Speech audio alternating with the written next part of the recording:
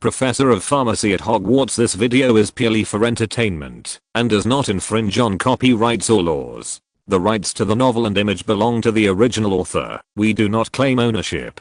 Don't like waiting and want to listen to this fanfic in full now? Subscribe to our Patreon, where you'll find the best fanfics. Chapter 1, Birthday Gift.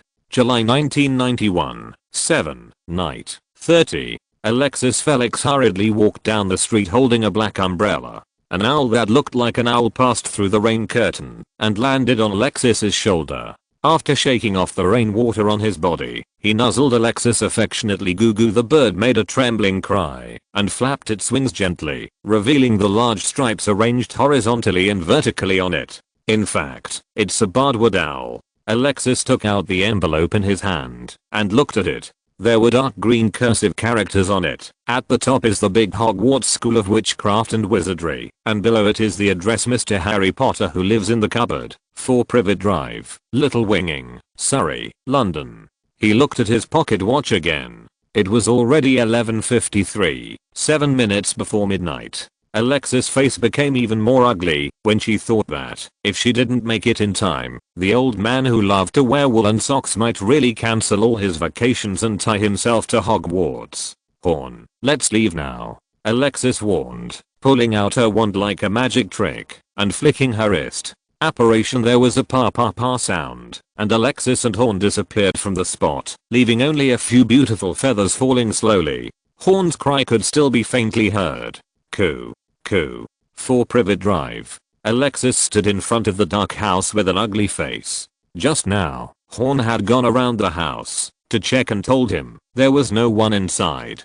Damn it. Alexis cursed in a low voice as he looked at the hands that gradually overlapped. He remembered that it was written like this in the novel. The place where the story begins. Number 4 Privet Drive. Harry Potter is a little boy who wears shabby glasses, has a lightning scar, and lives in a cupboard. Rubius Hagrid, a half-giant with a slovenly appearance and unkempt appearance. He has been waiting for more than 10 years for the story to begin. Point. For this reason, he even took the risk of having his vacation cancelled, returned to school, and took the initiative to take the next course. But when things come to a head, you just give me this? At this moment, Alexis wanted to turn around and run away. But thinking about the old man's connections as extensive as the Mariana Trench, he gave up the idea. Even if he escapes to Nurmengard, the old man still has to find him. What's more, he stole this job from Hagrid, and he even hooked up with a Chinese fire dragon egg for it. That was his biggest gain from this trip. Horn, where do you think Harry Potter was taken by the Dursleys? Alexis took out a piece of dried meat and fed it to Horn and asked in a low voice. Horn happily ate the dried meat in his mouth, swallowing a piece of dried meat as thick as his finger into 2 mouthfuls, then gently flapped his wings and slapped Alexis's cheek, as if urging him to give him more dried meat. Alexis sighed and took out another piece of dried meat and fed it to Horn. This dried meat was modified by him, based on the Chinese method of air-dried beef. As a renowned master of potions, he pioneered a new branch of pharmacy. Furthermore, the jerky received good feedback from Horn once it was made. Alexis picked up the envelope and looked at it again. Just when he didn't know what to do, the words on the envelope changed. The letters Mr. Harry Potter, who lived in the cupboard, 4 Privet Drive, Little Winging, Surrey, London, became twisting around like caterpillars, and reorganized into a new address. Island? Alexis was doubtful about the new address, but there was no time now, so he could only believe it for the time being. Alexis drew out the wand again, waved his wrist, and a pop pop pop sound sounded from the air. With previous experience, this time, Horn immediately became alert when he heard the pop pop pop sound and hooked a pair of claws firmly on Alexis' shoulders. Apparition. Cuckoo. On the roof of a dilapidated wooden building on a small island, Alexis' figure suddenly appeared. Horn on his shoulder was flapping his wings and gently tapping his cheek, protesting against his rash use of apparition.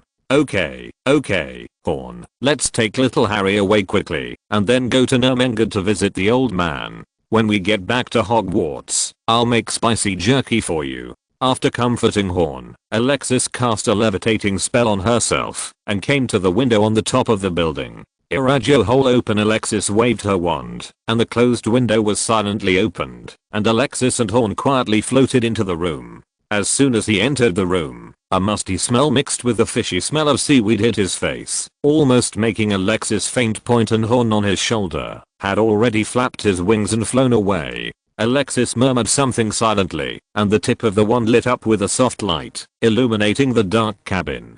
Just 2 steps away, a rustling sound in the corner immediately attracted Alexis' attention. He turned his head and looked towards the corner, meeting a pair of green eyes. In the corner, a thin little boy, wearing patched and shabby clothes and a pair of black glasses with a few tapes crookedly wrapped around them, was looking at him with a confused expression. "I assume you're Harry Potter, right?" After a brief absence, Alexis came back to consciousness and asked quietly. Little Harry nodded confusedly, as if he hadn't reacted yet. Alexis waved her wand, and a beam of swoon was applied to the other 3 people in the room. The 3 people who wanted to get up when they heard the noise immediately fell asleep. Alexis stopped Harry from screaming, took out his pocket watch, and looked at it, then took out a beautifully wrapped gift box from his bag, and handed it over. "The time is just right. Open it and take a look. Happy birthday, little Harry." Harry seemed to have never received a birthday gift before. Facing the gift box that Alexis handed over, a hint of surprise flashed across his face. Then he hesitantly reached out and hugged the gift box eagerly. Sorry little Harry." Seeing Harry struggling with the not for a long time, Alexis felt a little embarrassed. He was in a hurry to make the birthday cake, and he didn't know how to tie a bow, so he just tied a knot casually when he brought it out. Alexis waved her wand to help Harry untie the knot and opened the wrapping paper. A white cream cake appeared in front of her, with 11 candles on it automatically lighting up, and a happy birthday song flowed from the cake. "Little Harry, make a wish quickly." Alexis took out her pocket watch and urged. Chapter 2, The 4 Dangers of Hogwarts. After finishing the cake, Alexis took out the envelope and handed it to Harry. "Harry, listen to me. This is the admission notice to Hogwarts. I'm going to take you out of here now.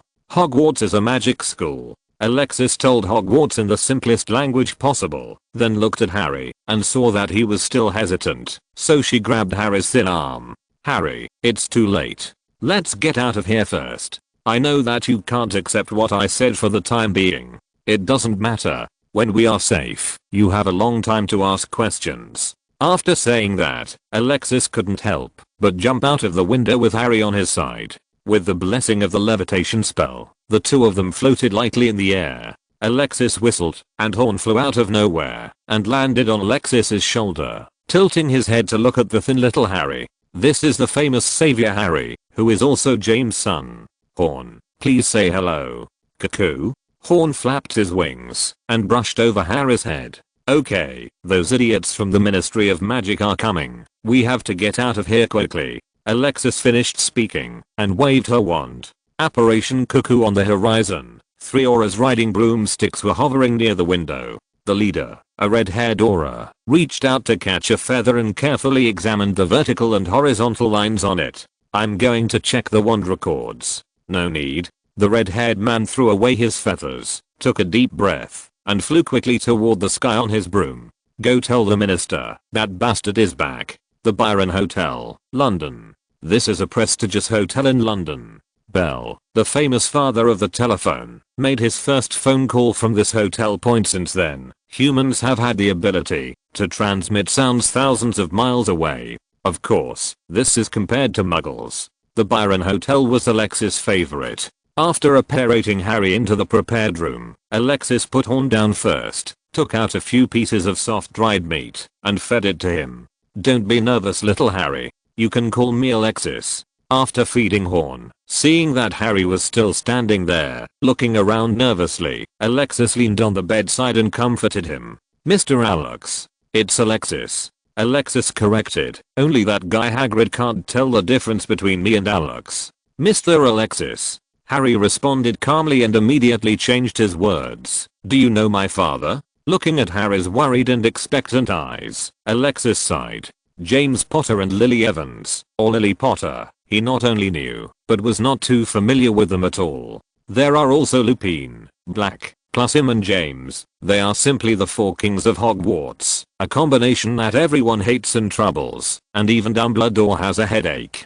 Skipping classes, trespassing into the Forbidden Forest, reading banned books in the library, etc. were all what they did in the first grade. As for later, they sneaked into the girls' bathroom and took off Snape's pants. Although times have changed, he has always been sorry for taking off Snape's pants. Alexis' memory was finally fixed in the blazing flames ignited by the fire spell. Screams, burning sounds, babies crying. Later, James died, Lupin disappeared, Black was imprisoned in Azkaban, and he became a wandering traveler. You don't know either? Harry lowered his head in disappointment and said to himself, my uncle said they died in a car accident. No, Harry. Alexis patted the mattress, motioned for Harry to sit over, and said softly, Harry, your parents are heroes. Well-known heroes in the entire wizarding world. In Godric's Hollow 11 years ago, when he used Professor Grindelwald's dark magic to defeat groups of Death Eaters and arrived, only the burning fire curse and the mad Snape were left there.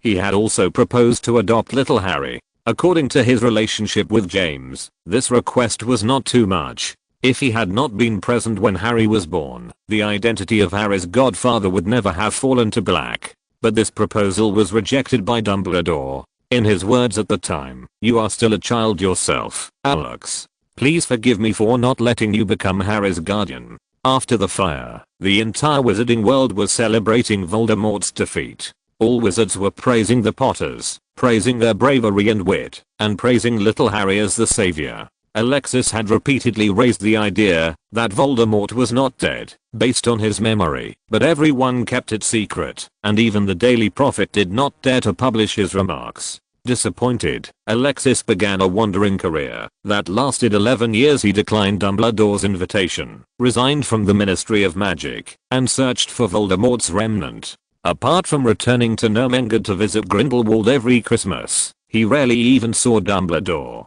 This made Dumbledore so angry that he had to rush to Nurmengard himself, roughly thrust a teacher admission envelope into his hands, and then drive him out of Nurmengard.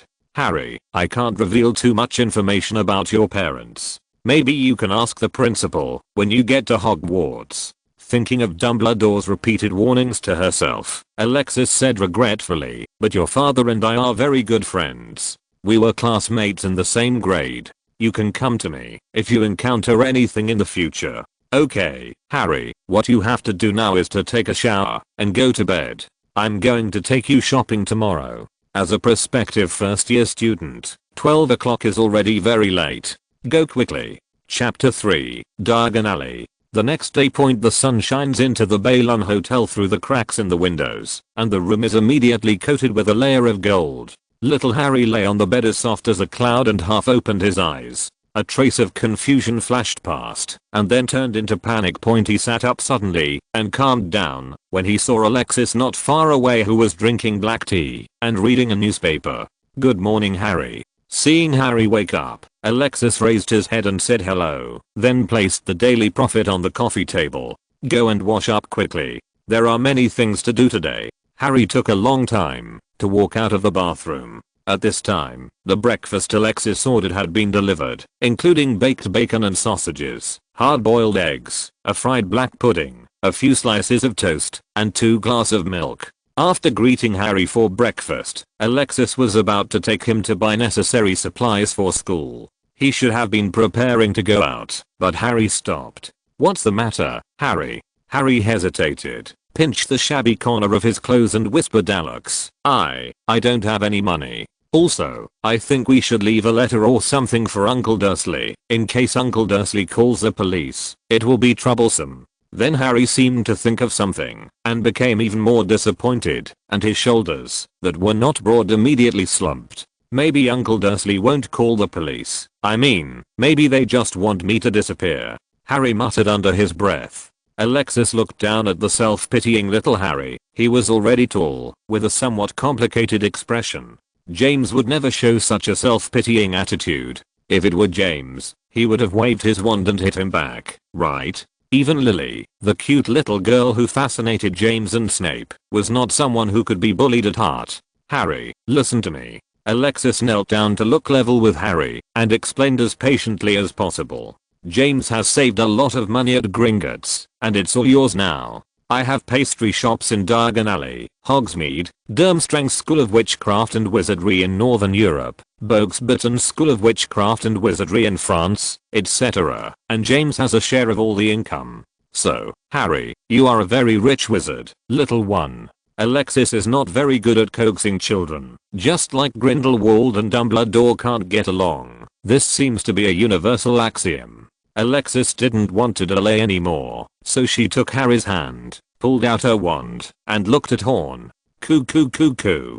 Horn was obviously frightened by the apparition, and Lion Pooh flapped his wings and shook his head. Okay, let's go buy the necessary supplies for first graders, Horn.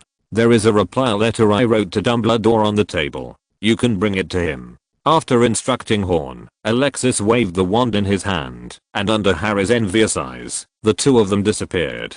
The next moment, he appeared in a small, shabby, and dirty bar. A few sloppy hangover wizards gathered together, dozing off with the Daily Prophet in their hands. The owl that delivered the newspaper found 5 copper nuts from their pockets, and flew away. 3 witches and wizards who had just woken up, with messy hair, were sitting at the counter drinking beer. Soon, the appearance of Harry and Alexis attracted attention, or rather, Harry attracted attention. The lightning scar on his forehead was too obvious. Oh my god. The bar owner looked at Harry carefully, his eyes darting back and forth between the lightning scar on Harry's forehead and his green eyes.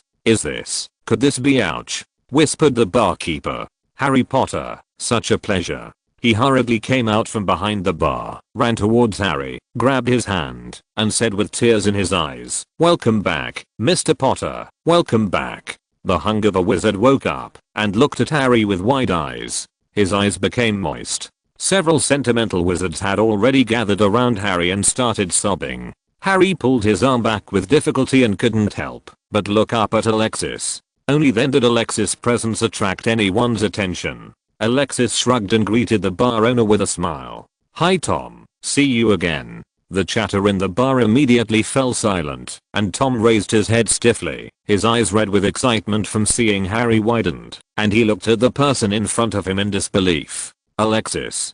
Tom screamed. "Why did you come back?" Seeing the familiar smile on Alexis's face, Tom realized that he had said what he was saying, and immediately changed his words. "I mean, I heard that you were traveling in the Far East. When did you come back? You didn't even inform everyone." Ha ha ha. Alexis shook her head, not arguing with Tom. With the reputation he has gained, people who are familiar enough with him are afraid to avoid him. Although he has not seen him in person, Alexis believes that the criminal record he has left behind in the Ministry of Magic of various countries must be thick enough. If it weren't for his contribution to the breakthrough in potions, his heroic fight with the Death Eaters in the 80s, and Dumbledore and Grindelwald behind him, he would have been thrown into the deepest part of Azkaban. "Okay, I'm going to take Harry to Gringotts, Tom," Alexis said, looking across the crowd to a pale wizard at the outermost edge. "Quirinus, long time no see. Why are you dressed like this?" Alexis said hello, and looked up and down at Quirrell, who was wrapped tightly around him. "How's it going? Did you enjoy your summer trip?"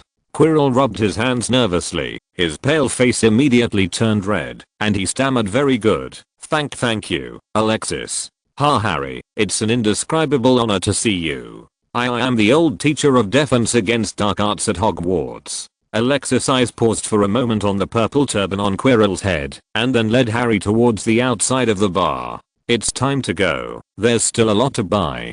Come on, Harry." After leaving the bar, he came to the brick wall next to the trash can. He counted 3 bricks up, and 2 bricks across the wall. Alexis took out his wand, and tapped the wall bricks 3 times. "Stand back, Harry." The bricks shook, and began to move. A small hole appeared in the middle, and the hole became larger and larger.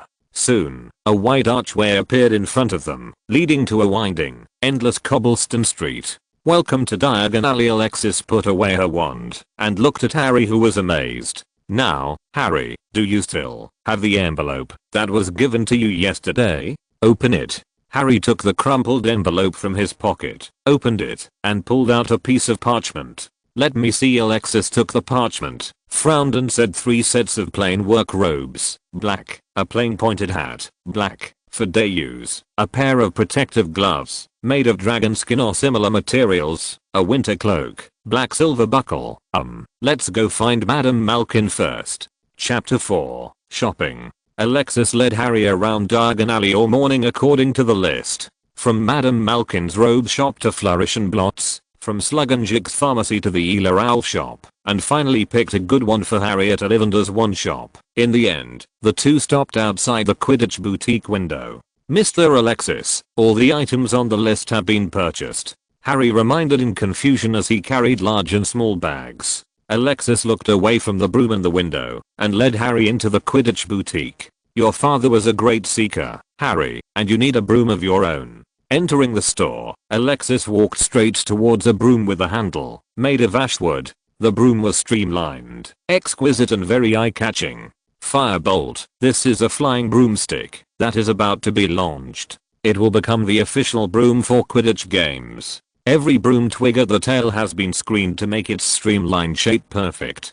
It can accelerate within 10 seconds. Up to 150 miles per hour, only 179 galleons. The boss recognized Alexis, but wasn't too excited. Compared to others, people in the Quidditch field have rarely been pranked by Alexis, so they are not as avoidant of Alexis as others. Alexis paid and led Harry out of the store amidst the cheerful greetings from the boss. Finally, the two came to a snow-white tall building and pushed open the bronze door. Alexis led Harry to the counter, took out a letter, and handed it over. This is Gringotts. All of James' savings are here. Alexis gave a brief introduction, then looked at the goblin behind the counter. Help Mr. Harry get some money, and, as entrusted by Dumbledore, help him retrieve that thing from the underground vault in number 713. After reading the letter, the goblin summoned a colleague named Griffock and led Harry and Alexis out of the hall. What is that thing in underground vault 713?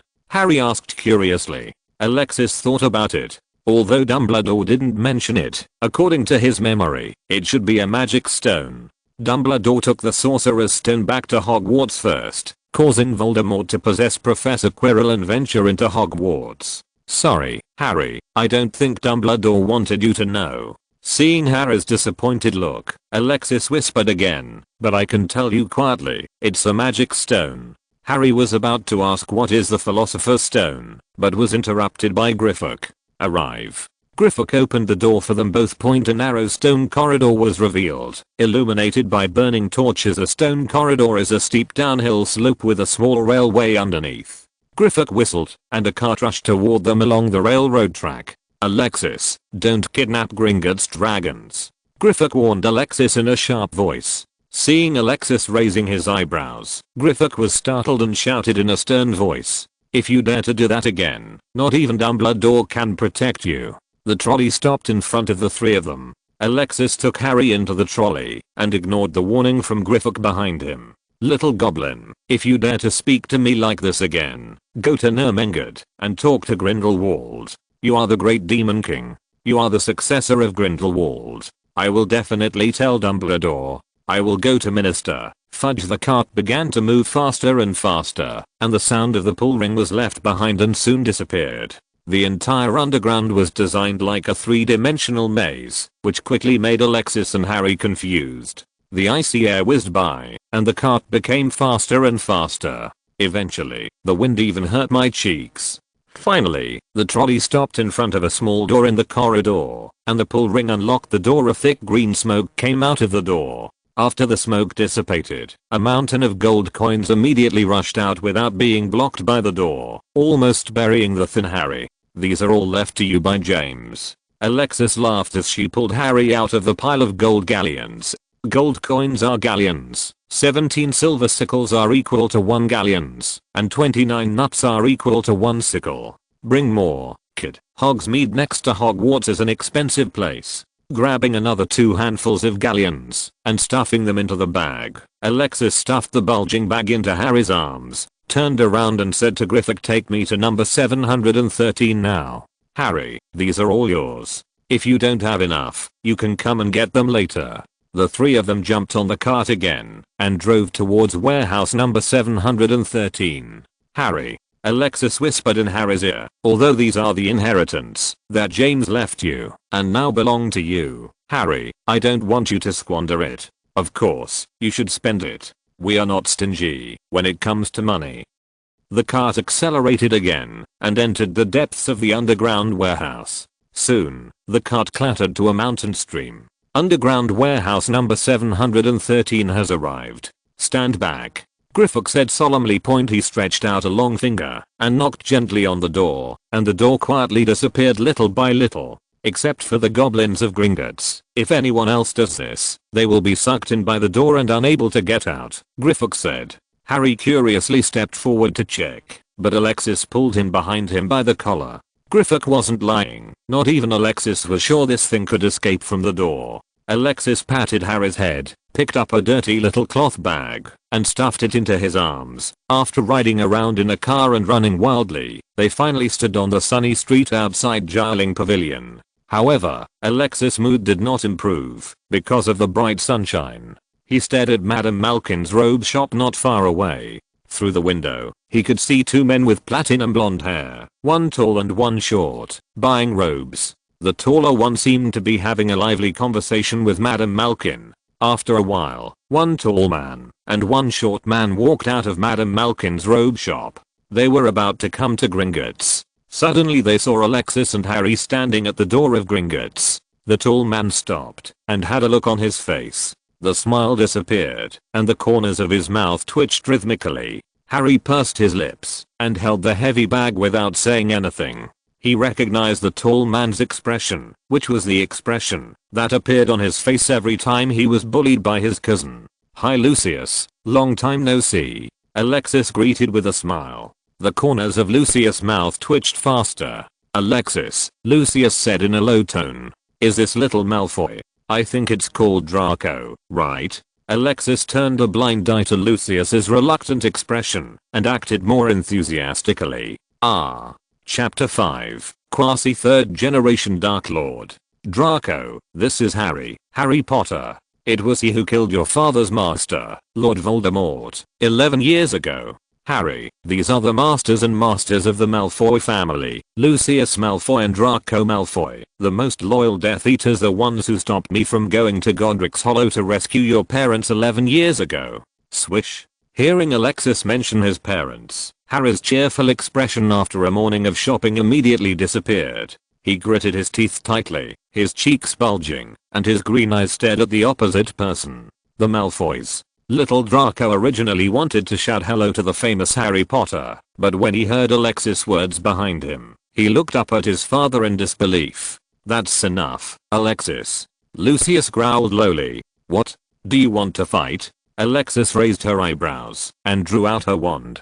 "Lucius, you are alone now." Alexis was not afraid of Lucius. Not to mention that Lucius always walked around him in school. Even 11 years ago, a dozen Death Eaters including Bellatrix couldn't get rid of him. How is he? Lucius was so angry with Alexis that he took a deep breath and pulled the confused Draco behind him with a sullen face. "Alexis, I don't want to get involved with you. Let's fight." "Lucius." Alexis had no intention of exposing him. He pointed at Lucius with the wand in his hand. "I haven't dealt with you for 11 years. My hands are itchy." "It's still the same, Alexis. You are always like this. You have no wizard's reserve and dignity at all. You are simply embarrassing Hogwarts." So, Alexis was unmoved. "The unforgivable curse I learned from Nurmengard has not been tested on you. Lucius, which one do you want to experience? The Cruciatus Curse? The Death Curse? Or the Death Curse? The Imperious Curse?" Harry knew nothing about the wizarding world and had no reaction to Alexis's words. Draco opposite him was different. He was born in the Malfoy family of pure-blood wizards and had lived in the wizarding world since he was a child. Everything is clear. Therefore, when Draco heard Alexis mentioning Nurmengard and the 3 unforgivable curses so openly, he immediately looked at Alexis with wide eyes. Draco felt that Alexis was bluffing, because the unforgivable curse was a black magic forbidden in the wizarding world. Once used on people, they would be captured in Azkaban. Not to mention Nurmengard, where the 1st generation Dark Lord was imprisoned. "I don't want to be acquainted with you, Alexis." You are provoking the Malfoy family. You are provoking the entire wizarding world. You can go tell the man in Nurmengard about this. Alexis held the wand casually, shaking his wrist slightly. Or you can protest to Fudge. Lucius said no more. The confrontation between them quickly attracted the attention of the people around them. Passers-by kept their distance and began to point at this side. Lucius. Seeing that he couldn't fight anymore, Alexis put away his wand, walked to Lucius, and said softly, "Don't you always call me the third generation Dark Lord behind your back. You'd better tell your Draco to be nice to Harry. You owe him this. If anything happens to Harry, I will let you see what the real third generation Dark Lord is. I think if I become the third generation Dark Lord, old guy Grindelwald won't just sit back and ignore us, right? Dumbledore will feel guilty and have reservations about us, right? TSK, the first generation Dark Lord and the third generation Dark Lord have joined forces. Who do you think in the wizarding world can stop us? Without Dumbledore, who else can the wizarding world rely on? Fudge. That's an idiot. Every casualty caused by then will be counted on your head. Lucius Malfoy. Alexis patted Lucius's shoulder gently, turning a blind eye to his ugly expression, and led Harry toward the alley. Little Draco, see you in the new term. I hope you and Harry can become friends. What is the Dark Lord? Back at the Byron Hotel, Harry asked curiously. That's a difficult question for me to answer for you, Harry. Although most people in the wizarding world believe that the Dark Lord is the person who brought war and death to the wizarding world, most people have actually forgotten that the Dark Lord originally referred to the wizard who was best at using black magic. And magic is partly good or bad.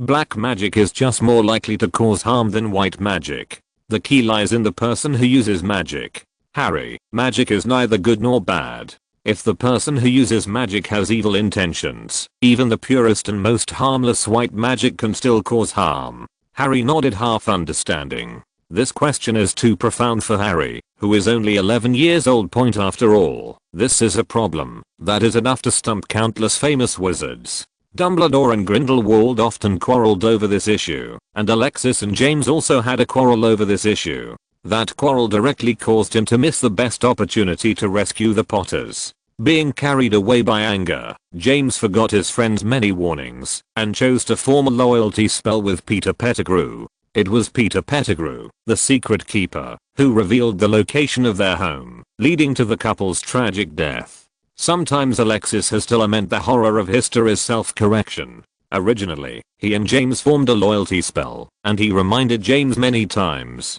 to be careful about Peter Pettigrew. As a result, he successfully prevented Peter Pettigrew from having close contact with James and others in school, but he failed to prevent James from becoming friends with Peter Pettigrew after graduation. The tragedy between James and Lily was simply due to a theoretical dispute during an after-dinner chat. It has to be said that this is a great irony. Alexis still clearly remembers that was the last time he saw James. After dinner, James, Lily, Black, Lupin and he sat around the fireplace chatting. The atmosphere was harmonious at first, but somehow the conversation ended up talking about the Dark Lord and dark magic. James blamed dark magic for everything Voldemort had caused and urged him to draw a clear line with Grindelwald.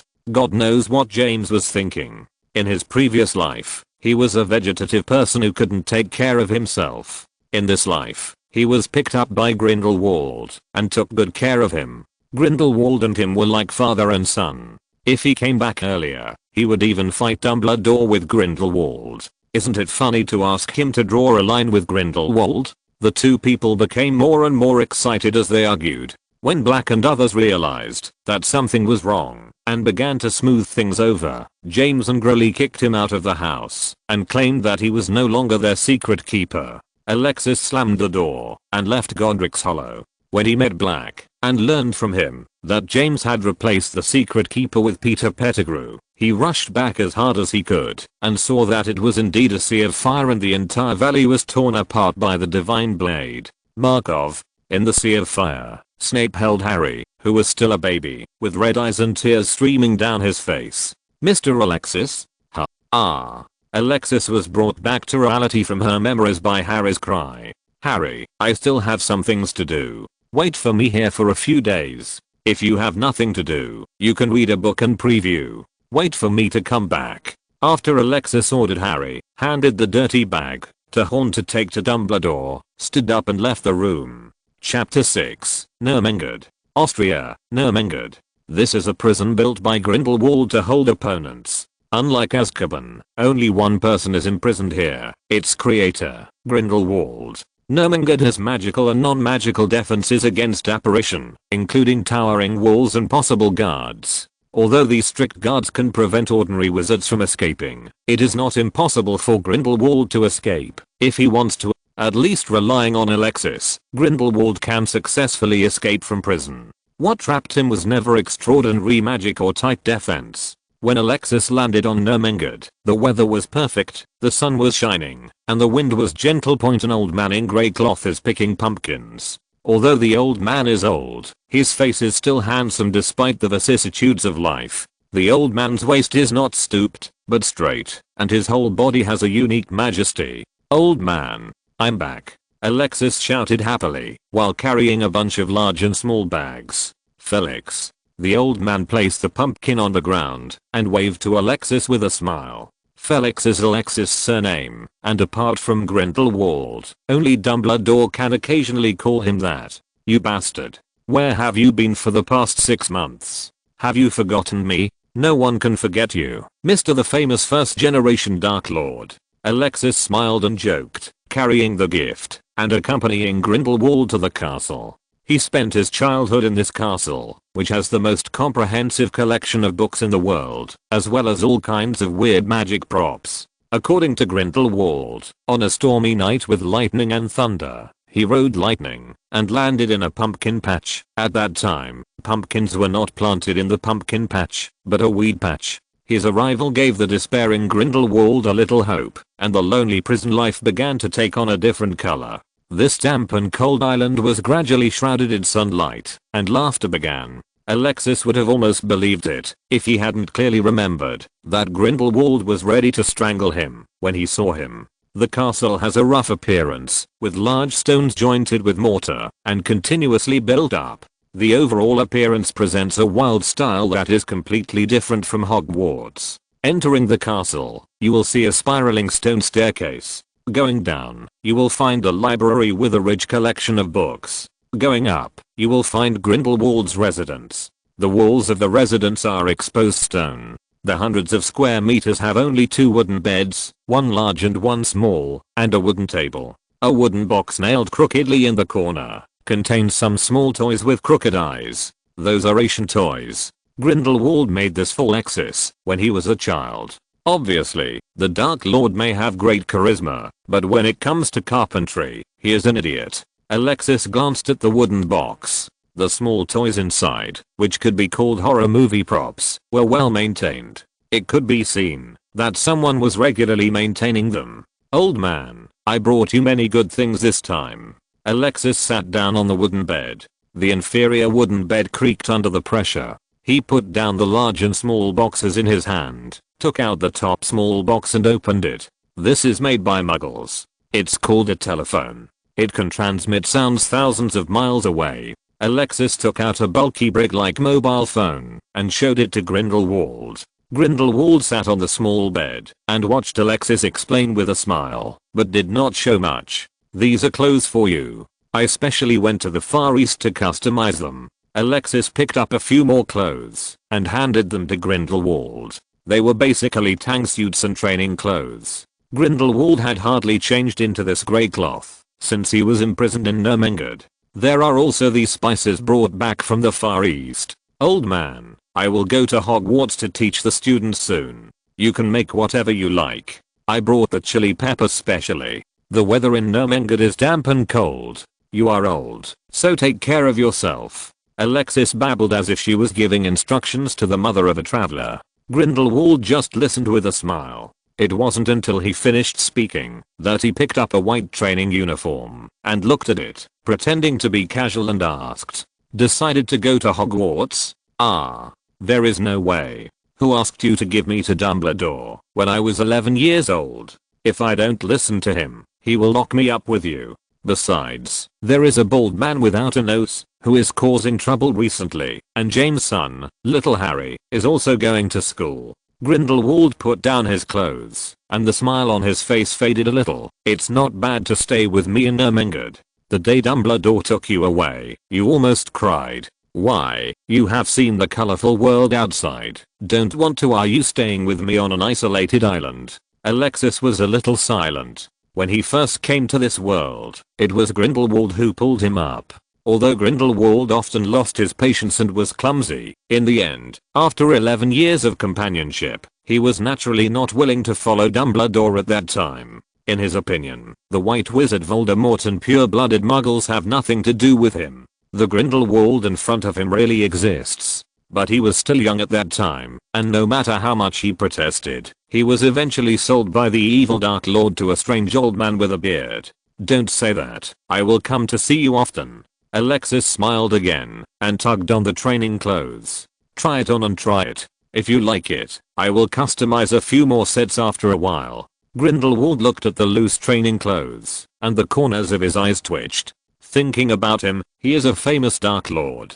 Even when he is the most lonely, he still wears a tailor-made suit or a wizard's robe. When has he ever worn such baggy things? Hurry up and give it a try. It's much better than the one you're wearing. Having lived with Grindelwald for 11 years, Alexis could tell what Grindelwald was thinking at a glance, and immediately persuaded him. You've worn this dress for decades, and there's still urine on it from when I was a kid. I change them every year. Alexis was rudely interrupted by Grindelwald before she could finish her sentence. Dumbledore sends me new clothes every year. I know. But you can't expect a weird old man who likes to wear woolen socks to have any fashion sense. Go and change them. Alexis ignored the furious Grindelwald, stuffed him with a training uniform and several tang suits, and pushed him to the next door. Grindelwald was so angry that his eyes widened, and he gasped for breath. Finally, he was defeated by Alexis' expectant eyes. He snorted and closed the wooden door, while hugging his clothes. Chapter 7. Gringotts was broken into.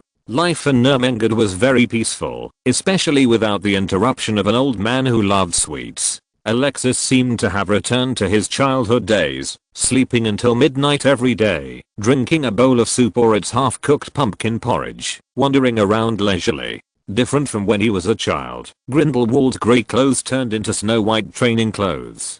He occasionally wore a tang suit embroidered with the Chinese characters for Shao, and walked among the fields with his hands behind his back. He looked no different from the retired old men of later generations. Big difference. The silent island would burst into laughter from time to time, and occasionally a roar, which was the sound that Alexis would make when he pissed off Grindelwald. However, this calm was soon broken by a letter.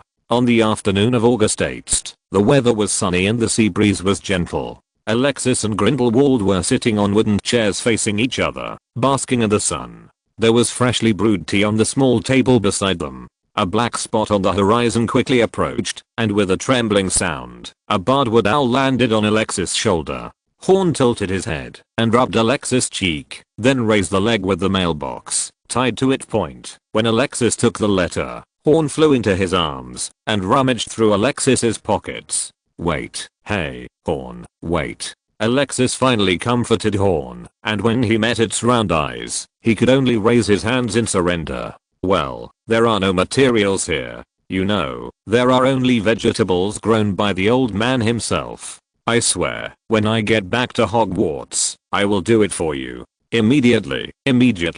Horn pecked his hair a few times dissatisfiedly, flapped his wings and flew away.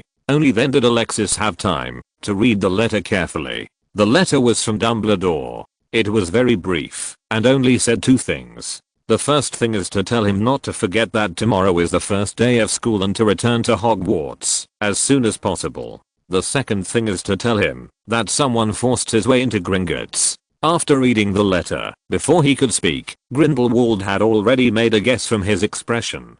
Got to go? Alexis nodded. Then go quickly. I remember there is Christmas at Hogwarts. Don't forget to come back on Christmas. Alexis looked at Grindelwald's old face and was speechless. You bastard, get out of here. Grindelwald laughed and waved his hand. Old man, Please pay attention to your health. You should drink the potion I left for you regularly. Okay, I'm not dead yet. Alexis looked at Grindelwald steadily, smiled slightly, stood up, whistled to greet Horn, and ran towards the shore. Behind him, Grindelwald lay on his back on a wooden chair, looking at Alexis's back gradually disappearing into the horizon, shaking his head, and chuckling. Pointy smiled and sighed softly. Quasi third generation Dark Lord? With Dumbledore around, Alexis will never become the Dark Lord, unless someone kills him. Dumbledore, and Alexis' friends. That bald head without a nose, is obviously not qualified.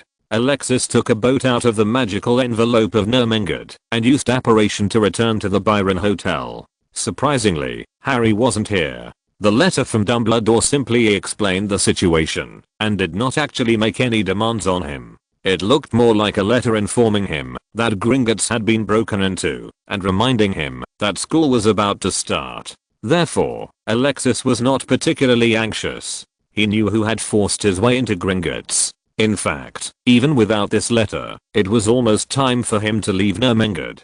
What he was thinking about now was whether to take little Harry to Hogwarts directly and then wait for the students to attend the freshman dinner together, or whether to let little Harry go to school on the Hogwarts Express like other freshmen. If you take Harry directly to Hogwarts, it will destroy the plot, and it is possible that the original Iron Triangle will no longer be an Iron Triangle. But it wouldn't be without its benefits to just take Harry away. He would save himself a lot of trouble. He had heard of the terror of the new students on the Hogwarts Express. Alexis couldn't help but shudder when she thought of a group of 11 or 12-year-old children chattering around her. No, this must not be allowed to happen. Thinking of this, Alexis couldn't sit still. He decided to find Harry immediately and send him to the bearded old man's office without stopping. Alexis first called the staff at the Byron Hotel and asked where the children in the room had gone. In the end, they only told him that little Harry had gone out. Other than that, they didn't know much. Alexis could only call to Horn for help.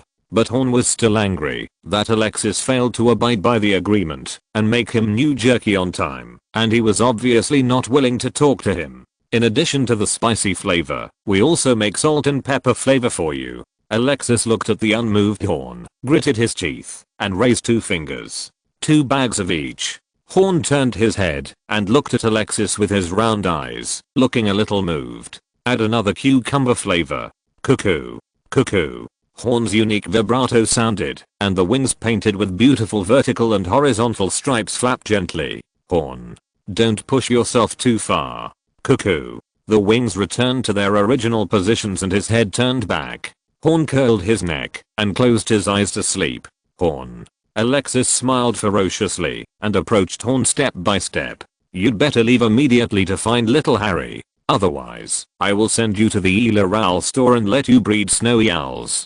Cuckoo. Horn was shocked and quickly flapped his wings and flew out of the window. Alexis grunted and followed closely behind Horn. Horn was flying in the sky and could go straight, while Alexis was chasing on the ground and could only zigzag in the alley. He is not afraid of magic being exposed, and the international law of secrecy does not have much effect on him. After all, Grindelwald once made a lot of noise around the world. Until now, many heads of state, including the United Kingdom, are targeting wizards, know something about magic. But he didn't dare to use magic rashly on the streets of London in broad daylight in front of so many people. He didn't want to make the front page of the Daily Prophet as a prisoner. In fact, his disregard for the international law of secrecy largely stems from Grindelwald's words and deeds. If it weren't for the later teachings of Dumbledore, he might have used magic in front of muggles without any scruples. Alexis chased Horn around and quickly approached the suburbs of London. Just when Alexis thought she was about to find Harry himself, Horn suddenly changed direction and chased a bus.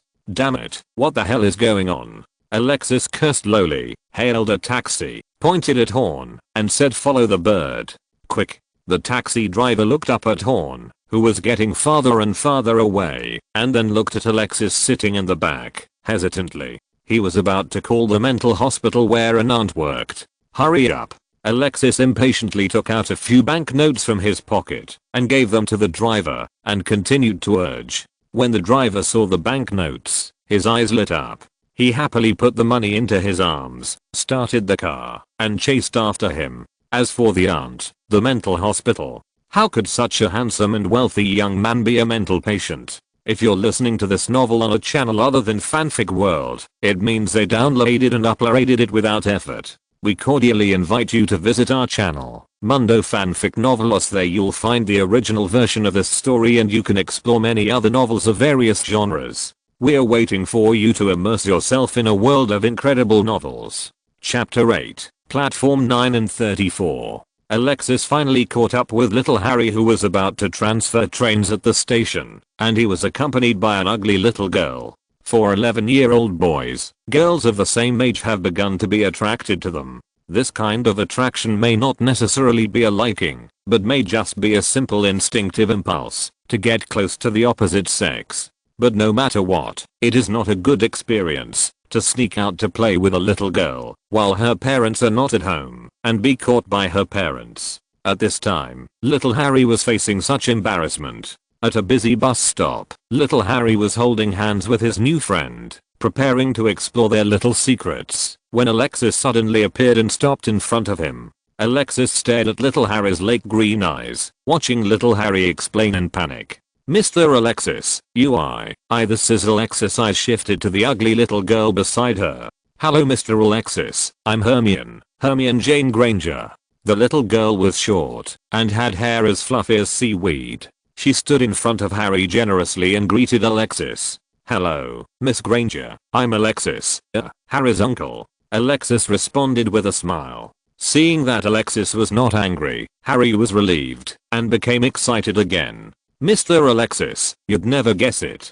Hermione too is just like me. I mean, she got that letter too." Alexis echoed, watching the excited Harry and Hermione showing off their tickets and wands, and stopped Hermione in time when she wanted to show off her self-taught magic. "Hermione and Harry, listen to me," Alexis said solemnly. "Your wands have traces from the Ministry of Magic. Students at Hogwarts, especially freshmen, are strictly prohibited from using magic privately."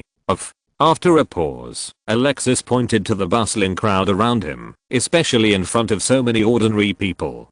Hermione was a little confused. "Mr. Alexis, why is this?" Feeling a little headache about this female top student Alexis, he looked around and led the two children into a fast food restaurant. "We can chat while eating. I think not only you, but Harry also has many doubts about the wizarding world, right?" The two nodded in unison. In the face of satisfying their curiosity, the crispy fried chicken burgers in the fast food restaurant became boring. The two children hastily ordered 2 glasses of juice, and Alexis ordered a cup of black tea for herself. The three of them chose a corner to sit down. As soon as she sat down, Hermione couldn't wait to ask, "Mr. Alexis, because of international confidentiality laws," Alexis explained while drinking black tea. "In 1689, the international law of secrecy for wizards was passed, and wizards completely went into hiding. Only legends about wizards were left to the outside world. Wizards chose several low-key and secret places to live, almost isolated from the world.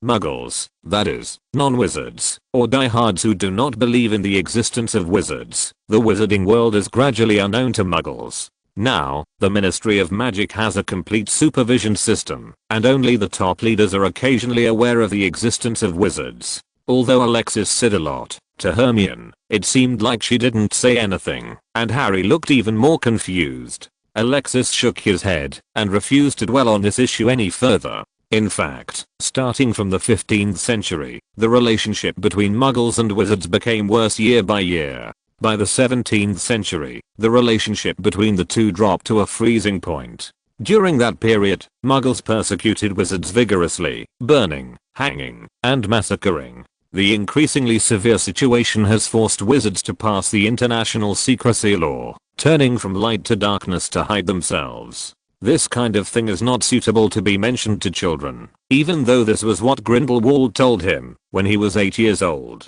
"Mr. Alexis, this ticket." Hermione seemed to guess that Alexis hadn't finished what he said, so she didn't bother and took out the ticket. "Platform 9 3/4 of King's Cross Station is on where? I wish I had never heard of it." "Platform 9 3/4 is between the 9th and 10th platforms. There is a pillar there. through the pillar. You can enter platform 9 3/4. Every year at the beginning of the new semester, the platform will be open for half a day. On this day, new students can take the Hogwarts Express through the platform to enter the school. This ticket is the ticket for the Hogwarts Express. The platform is usually closed. Hermione nodded and put away the ticket. Harry said, "You were a teacher at Hogwarts?" Alexis glared at Harry and said with a smile, "Yes, I'm the teacher hired this year to teach the new potions class. Your potions class will be taught by me and Snape." "Snape?" "Yes, that's right, Snape. Severus Snape. He's a hard guy to like, but he's not a bad guy." "Harry, but I remember that the list only seems to contain potions textbooks. Is it really okay for two teachers to teach together?" Hermione asked worriedly. Potions class and new potions class are two different concepts. When it comes to potions, Alexis seems a little disdainful. His pioneering potion-making methods not only expanded the subject scope of herbalism from the magical world to the entire natural world, but also injected new blood into potions. He has every right to express contempt for the ancient science of potions. Traditional potion refining not only has rare materials, but also has a rigorous refining process that is very unfriendly to novices. The new potion science will completely change this. Hermione was always suspicious of Alexis boasting, so she just listened quietly to Alexis talk without interrupting. Alexis introduced a lot of things, and at the end he was so thirsty that he drank half a cup of black tea in one go, still feeling a little unfinished. But he saw that the two children didn't seem to be very interested in these, so he simply stopped talking. In fact, what is truly valuable about his breakthrough in potion science is that he can use common or even common herbs to refine rare potions. This will significantly save many rare and endangered materials. In addition, his potion refining method is different from traditional potion science, but more like cooking. After introducing the common sense of the wizarding world, the sun has set outside. Hermione looked at the time and said goodbye. "Harry, see you tomorrow." Hermione waved and took the last train to leave. "Harry."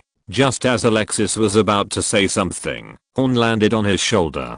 Alexis took off the letter from Horn's lap, and after checking it, he rubbed his eyebrows with a headache. The letter was unsigned, and judging from the tone, it should be from Dumbledore. The letter asked him to return to Hogwarts to prepare for the first year party. Of course, this is not the point. The point is that the dragon egg he gave to Hagrid was discovered by Dumbledore. Chapter 9. If Dumbledore turns evil. What's wrong, Mr. Alexis? Alexis calmly repackaged the letter, took out her wand, and waved it gently. Restore as usual. The envelope returns to its unopened state. Alexis handed the envelope back to Horn. "Horn, pretend you didn't find me. Be good and make all your own jerky in the next year." "Cuckoo." Horn held the envelope in his mouth and did not fly away immediately. He turned his flexible neck around, extremely excited. "Cuckoo, cuckoo. Well, that's a question." Alexis thought for a moment and said, "How about pretending to be lost?" "Yes. Pretend to be lost or attacked by magical animals. You can come to me after tomorrow's party and pretend you just came back." Horn jumped in disbelief. "Dumbledore won't notice. It's just a small thing. He won't notice. Go quickly."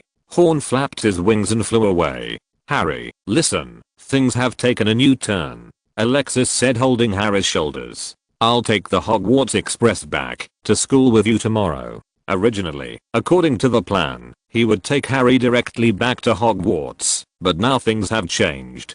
Dumbledore discovered the dragon egg he gave to Hagrid. I'm afraid it's a lie to call him back to prepare for the banquet, but it's true to teach him a lesson. He didn't want to be stuck in an office with a weird old man with a sweet tooth, being questioned for hours about what he did during the trip. What frightened him even more was that even Grindelwald once admitted that Dumbledore was a master of legilimency and occlumency. Although his occlumency training was pretty good, he probably wasn't good enough to hide it from Dumbledore. If Dumbledore knew that he had not only stolen one dragon egg, he would be in trouble. What would be even worse is if he knew that he was complaining about him with Grindelwald behind his back. Alexis couldn't help but shudder and quickly shook the horrific scene out of her mind. Terrible. The Great White Wizard, recipient of the Order of Merlin First Class, Chief Wizard of the Wizengamot, the highest wizarding court, president of the International Federation of Magic, and extremely sweet Principal Dumbledore. Once he turns dark, he is much more terrifying than Grindelwald. Mr. Alexis, are you cold? Harry asked strangely. What? Alexis shuddered. No, it's not cold. Come on. Back at the Byron Hotel, the two of them ordered dinner. After eating, they checked on Harry's preview status. It was already late at night. Alexis took a bath and just came out of the bathroom. Harry was already asleep. At the head of his bed, a familiar figure was sitting on the pillow, gently pecking Harry's glasses. Oh no.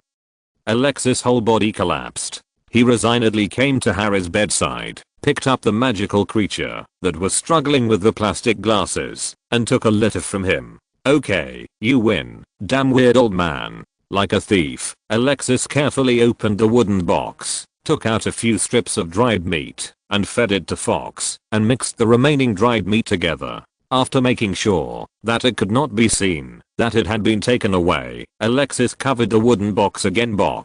Listen to me, Fox. Alexis did not open the envelope, but smiled and waited for Fox to finish eating the jerky before speaking. Look, you ate Horn's dried meat, right? I can't explain this to Horn. How about you do me a favor, and I'll cover it up for you. Fox didn't make a sound, opened his mouth and spat out a few fine pieces of meat, and kicked Alexis with his claws. Do you think Horn would eat this kind of thing? Alexis asked with twitching eyes. Fox tilted his head and thought for a moment, then spread his wings, and flew out of the window. Hey, don't leave. Let's discuss it again. Alexis chased him to the window, and could only watch as Fox disappeared into the night. Returning to the room discouraged, Alexis hesitated for a while holding the envelope, then gritted his teeth, and took out the letter. Old man, it's already so late. Harry has already gone to bed. I can't wake him up and rush back to Hogwarts overnight, right? Children's lack of sleep will affect their physical growth and development, so don't blame me. Alexis mumbled an excuse to herself, unfolded the letter, and read it carefully.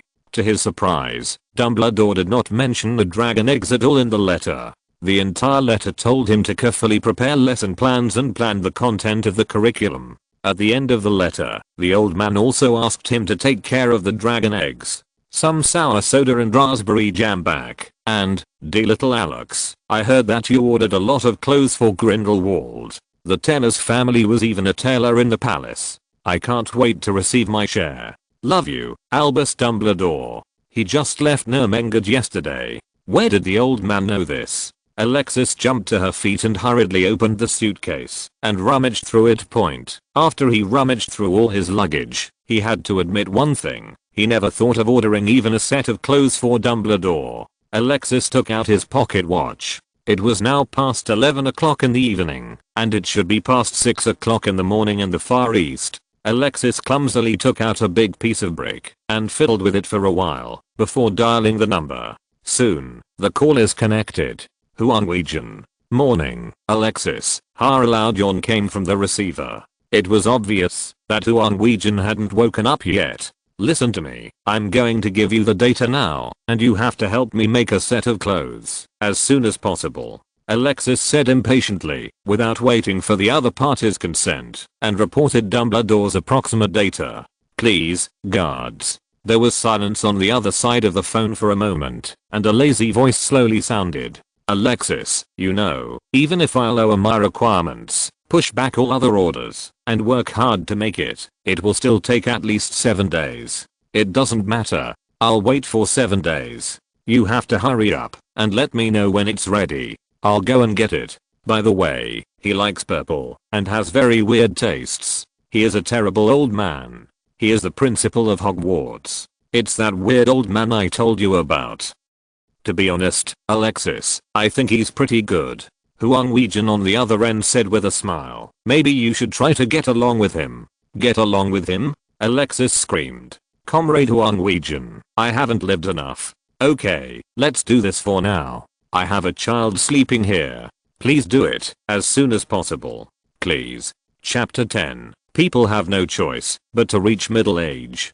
Norwegian, the one mentioned in Dumbledore's letter, was the tailor that Alexis found. His ancestors were once the royal tailors in the palace. Alexis's acquaintance with Huan Weijun was a big gain during his trip to the Far East. Alexis was even interested in Huan Weijun's tailoring skills and studied with him for a while. Unfortunately, in the end it turned out that he was not a very talented tailor. His talent was even so bad that he could cut out a bunch of tatters just like tailoring. In the end, he had to give up becoming a famous costumer in the wizarding world. A designer's dream. The next day, unlike little Harry's obvious excitement, Alexis even hoped that Hogwarts would never open if possible. When little Harry washed up diligently, changed into new clothes, packed his belongings into the suitcase, and looked longingly at the tired Alexis, Alexis was finally defeated. Okay, let's go now. Alexis stuffed the Daily Prophet into a messy suitcase, then stuffed the suitcase into a briefcase-sized package, picked up the briefcase to check out, hailed a taxi, and took Harry to the King Stations of the Cross. Here, Harry. As soon as they got out of the car, they heard Hermione's excited shouts. Harry waved excitedly, staggered over to Hermione with his suitcase in hand. Hi, Hermione. Harry. Mr. Alexis. Hermione greeted, and then introduced her parents to Harry and Alexis. This is Harry, he is my classmate, and this is Mr. Alexis. Mr. Alexis is Harry's uncle and our teacher. Hermione introduced it. The Grangers immediately shook hands with Alexis and greeted him warmly and asked him to take care of Hermione. Hermione felt a little embarrassed about this and quickly interrupted the adults' conversation. Mom, it's time for us to take the train. Alexis didn't care about this, and he didn't quite understand the Grangers. After all, he had never experienced such a situation in his 2 lives. In his last life, he had been lying in bed since he was a child and later became a vegetative state. He had no chance to experience what it was like to study abroad. As for this life, one of the adoptive fathers is the famous Grindelwald, and the other is the famous Dumbledore. Do you expect them to bid Alexis farewell with tears in their eyes? Just thinking about it made Alexis tremble with nausea. Whenever he travels, he always receives more warnings than concerns. Don't use magic in front of muggles. Don't use dark magic. If you insist on doing this, I will have to send you to the Wizengamot, just like Grindelwald. Don't harm dragons, they are dangerous. Stop bullying others in the name of me and Grindelwald. Don't want.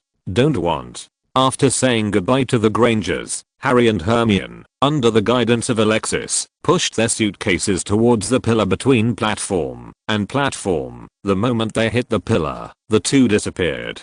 Alexis was about to follow. Alexis. A cry of surprise stopped him. Alexis looked in the direction of the sound, and a large pile of conspicuous red hair appeared in front of her eyes.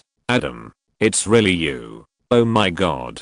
My friend. Long time no see. Adam Wheeleye held his belly up, laughed, gave Alexis a bear hug, and patted him hard on the back. Very happy. Hi, Molly. It's really nice to meet you. Alexis hugged Adam's wife and greeted happily. Kids, come meet your uncle Alexis. Adam greeted and introduced his children to Alexis one by one. This is Percy. These are Fred and George. They are twins. This is Ron. And this is Ginny. I'm Fred, Dad. I'm George, Dad. The twins spoke at the same time, shouting dissatisfiedly. Oh my god, you can't even tell the difference between me and Fred, George. Mom, I also want to go to Hogwarts. Is that okay? No, you can't. Ginny, you're too young, aren't you Mum? Why can you go? Because I'm older than you. I also need to go. Several children immediately got into a fight, giving Alexis a headache. Mrs. Wheeleye nodded apologetically to Alexis, led the children further away, and began to arrange for the children to enter the platform, while Alexis and Adam stood there chatting. We haven't seen each other since that party. You even quit your job at the Ministry of Magic, and haven't come to see Molly and I for such a long time. You are really cruel, Alexis. Adam complained unhappily. 11 years ago in Godric's Hollow, after Lila's protective spell reflected Voldemort's death curse, the war between the wizarding world and Voldemort came to an end. The sad Alexis resigned from the Ministry of Magic and embarked on a journey to travel with former friends, also cut off contact. Sorry, Adam. Alexis said apologetically. You know, I witnessed that disaster. Adam waved his hand to signal Alexis not to be so sad and said with a smile. Okay now, You can go back to Hogwarts and be a professor, and we can see each other more often in the future. I work in the department for the misuse of Muggle items at the Ministry of Magic, so remember to come see me often." Alexis followed Adam's gaze and saw that Mrs. Wheeleye was holding Ginna's hand and getting into the pillar. Adam let out a sigh of relief when he saw Mrs. Wheeleye entering the platform. "You're awesome, Adam." Alexis's lackluster compliment made Adam stunned. Looking in the direction of Alexis' gaze, Adam immediately understood what he meant, smiled bitterly and shook his head. "Alexis, stop being sarcastic. You're not married yet and have no idea how hard it is to raise 7 children. Oh my gosh, look at that." Adam pointed to his head. "My hair is going bald." Seeing Adam, who was once graceful, turn into the pot-bellied appearance he is now, Alexis felt a little emotional. It really is a last resort for middle-aged people. "By the way, Adam, I heard that Gringotts was attacked a few days ago. Do you know?" "Hey, man, I read the newspaper." Adam spread his hands exaggeratedly. "Bill works at Gringotts. He is Gringotts' curse breaker. Fortunately, he was not there on the day of the attack." It can be seen that Adam is very proud when talking about his eldest son Bill, and even has a smile on his face unconsciously. "Alexis." The two chatted for a while, but Adam stopped talking. "Ron." Alexis nodded thoughtfully, smiled and hugged her friend. "Don't worry Adam, I understand." Adam breathed a sigh of relief. He did not have a good life at the Ministry of Magic. Although he was the head of a department, he was always ostracized because of his emotional tendency towards Muggles' belongings. Even his office was arranged in a cramped utility room.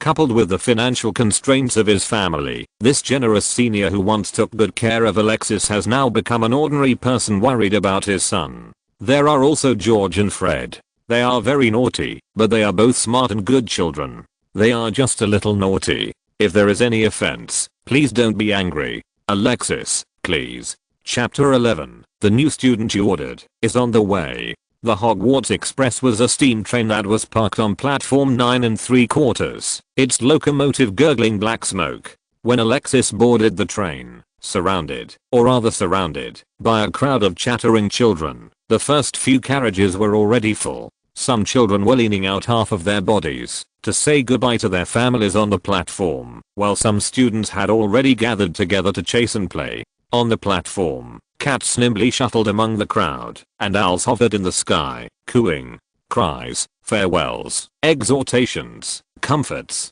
The various sounds were mixed together, which made Alexis' scalp numb and almost fainted on the spot. After finally getting Harry and the three settled, when he turned around, George and Fred were gone again. Alexis wandered around the corridor, and when she came back, not only were George and Fred not back, but Harry and the other three were also missing. Beep, the whistle sounded that the train was about to start. The children who leaned out quickly retracted their bodies, while those who were saying goodbye to their families took the time to say goodbye. Soon, the doors closed, and the train started to move with a clang. Alexis pushed open the door to the room angrily, and when he was about to yell, the crowd gathering not far away attracted his attention. When he tried his best to push through the crowd, he saw the missing children in the center. George and Fred were protecting Harry, who was at a loss. Ron was shaking nervously, and Hermione was facing off with her head raised. Step aside. Standing in front of several children was Malfoy. He had the same arrogant temperament as his father Lucius, raised his chin high, and looked at Hermione through his nostrils.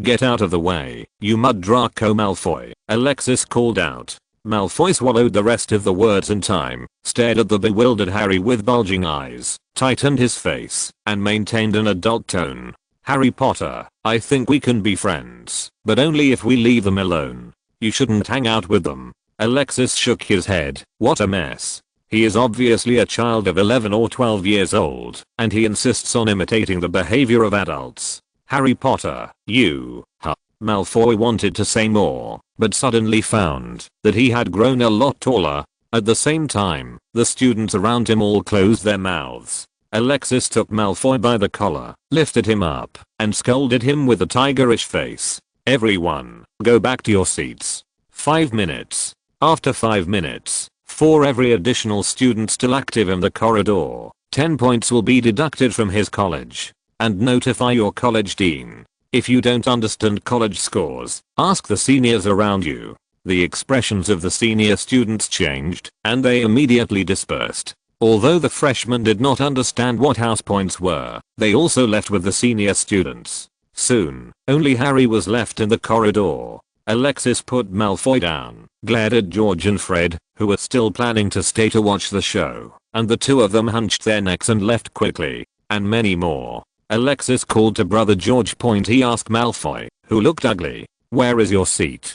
Malfoy was arranging his clothes. Hearing this, he raised his head and looked at Alexis. He snorted coldly and was too stubborn to speak. Little guy. Alexis was amused by Malfoy, and he decided to scare this little adult-like child. "Is your name Draco? Believe me, even if I kill you, your father will not dare to trouble me. Remember that time in Diagon Alley a month ago?" Malfoy shuddered. It was clear that the experience of that encounter had not been forgotten. He blushed and shouted with force, "You're lying. Wizards are not allowed to kill each other. You'll be sent to the Wizengamot without my father's intervention." Alexis leaned closer to Malfoy and gave a ferocious smile. "Boy, do you recognize this?" Alexis waved his wand, and a small handful of blue flames turned into a fire dragon, spiraling around his body in a circle. The flames flashed away and were immediately removed by Alexis. "I'm the adopted son of Dumbledore and Grindelwald. Have you heard of Grindelwald?" Malfoy was so frightened that he nodded repeatedly. "Dumbledore is the chief mage of the Wizengamot. Do you think I will be tried by the Wizengamot?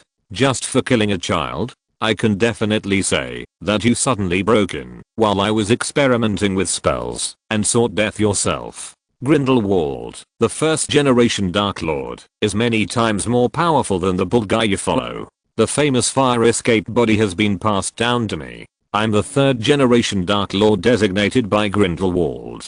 So, Kit, you'd better do what I say. Now, tell me where your seat is, lead George and Fred over there, and ask him to help you get your luggage. Boy, you only have 10 minutes. When it came to this, Malfoy was completely frightened. His legs were shaking, and his face was pale. His father was a Death Eater. Even though he had washed his hands for many years, he had seen the way he behaved, not to mention the stories of the first and second generation Dark Lords that he had heard since he was a child. Alexis used the signature curse of the Dark Lord, Grindelwald gas stove, and he immediately believed Alexis' words. Now even if Alexis said that dragon eggs are fruit from trees, poor Malfoy would nod in agreement without any doubt. "Don't go soon," Alexis shouted. Malfoy shivered and said in a panic, "Yes, I'll go right away, Lord Dark Lord." Alexis frowned and pulled Malfoy, whispering, "Don't reveal my identity. If you let me know that someone else knows my identity, boy, you will be in trouble. Do you understand?" Malfoy nodded quickly and ran towards the back car in a panic, which caused George and Fred to laugh loudly. Alexis glared at the twins and shouted angrily, "Go and pick up your luggage. This is a task assigned to you by the Dark Lord. I'm willing to serve you, Lord Dark Lord." Fred and George gave a weird salute and followed Malfoy with a smile. Alexis stood there and shook his head with a wry smile. When Dumbledore asked him to come back and teach potions, he disagreed, especially if he had to start teaching from the first year. This would cost him his life. Dumbledore insisted on doing this. Alexis seems to have seen her miserable future, surrounded by a group of chirping little kids, chirping and chirping every day, and eventually driving herself crazy, just like Frank Longbottom, in St. Mungo's Magical Injurers Hospital for the rest of his life. Frank Longbottom and Mrs. Longbottom were both members of the Order of the Phoenix. Alexis remembered that they seemed to have a child the same age as Harry. She didn't know if Bellatrix was right when she captured the Longbottoms. That kid starts. Chapter 12. Hogwarts is particularly unhappy. George and Fred came back quickly carrying Malfoy's luggage. Malfoy lowered his head, looking alternately happy and frightened.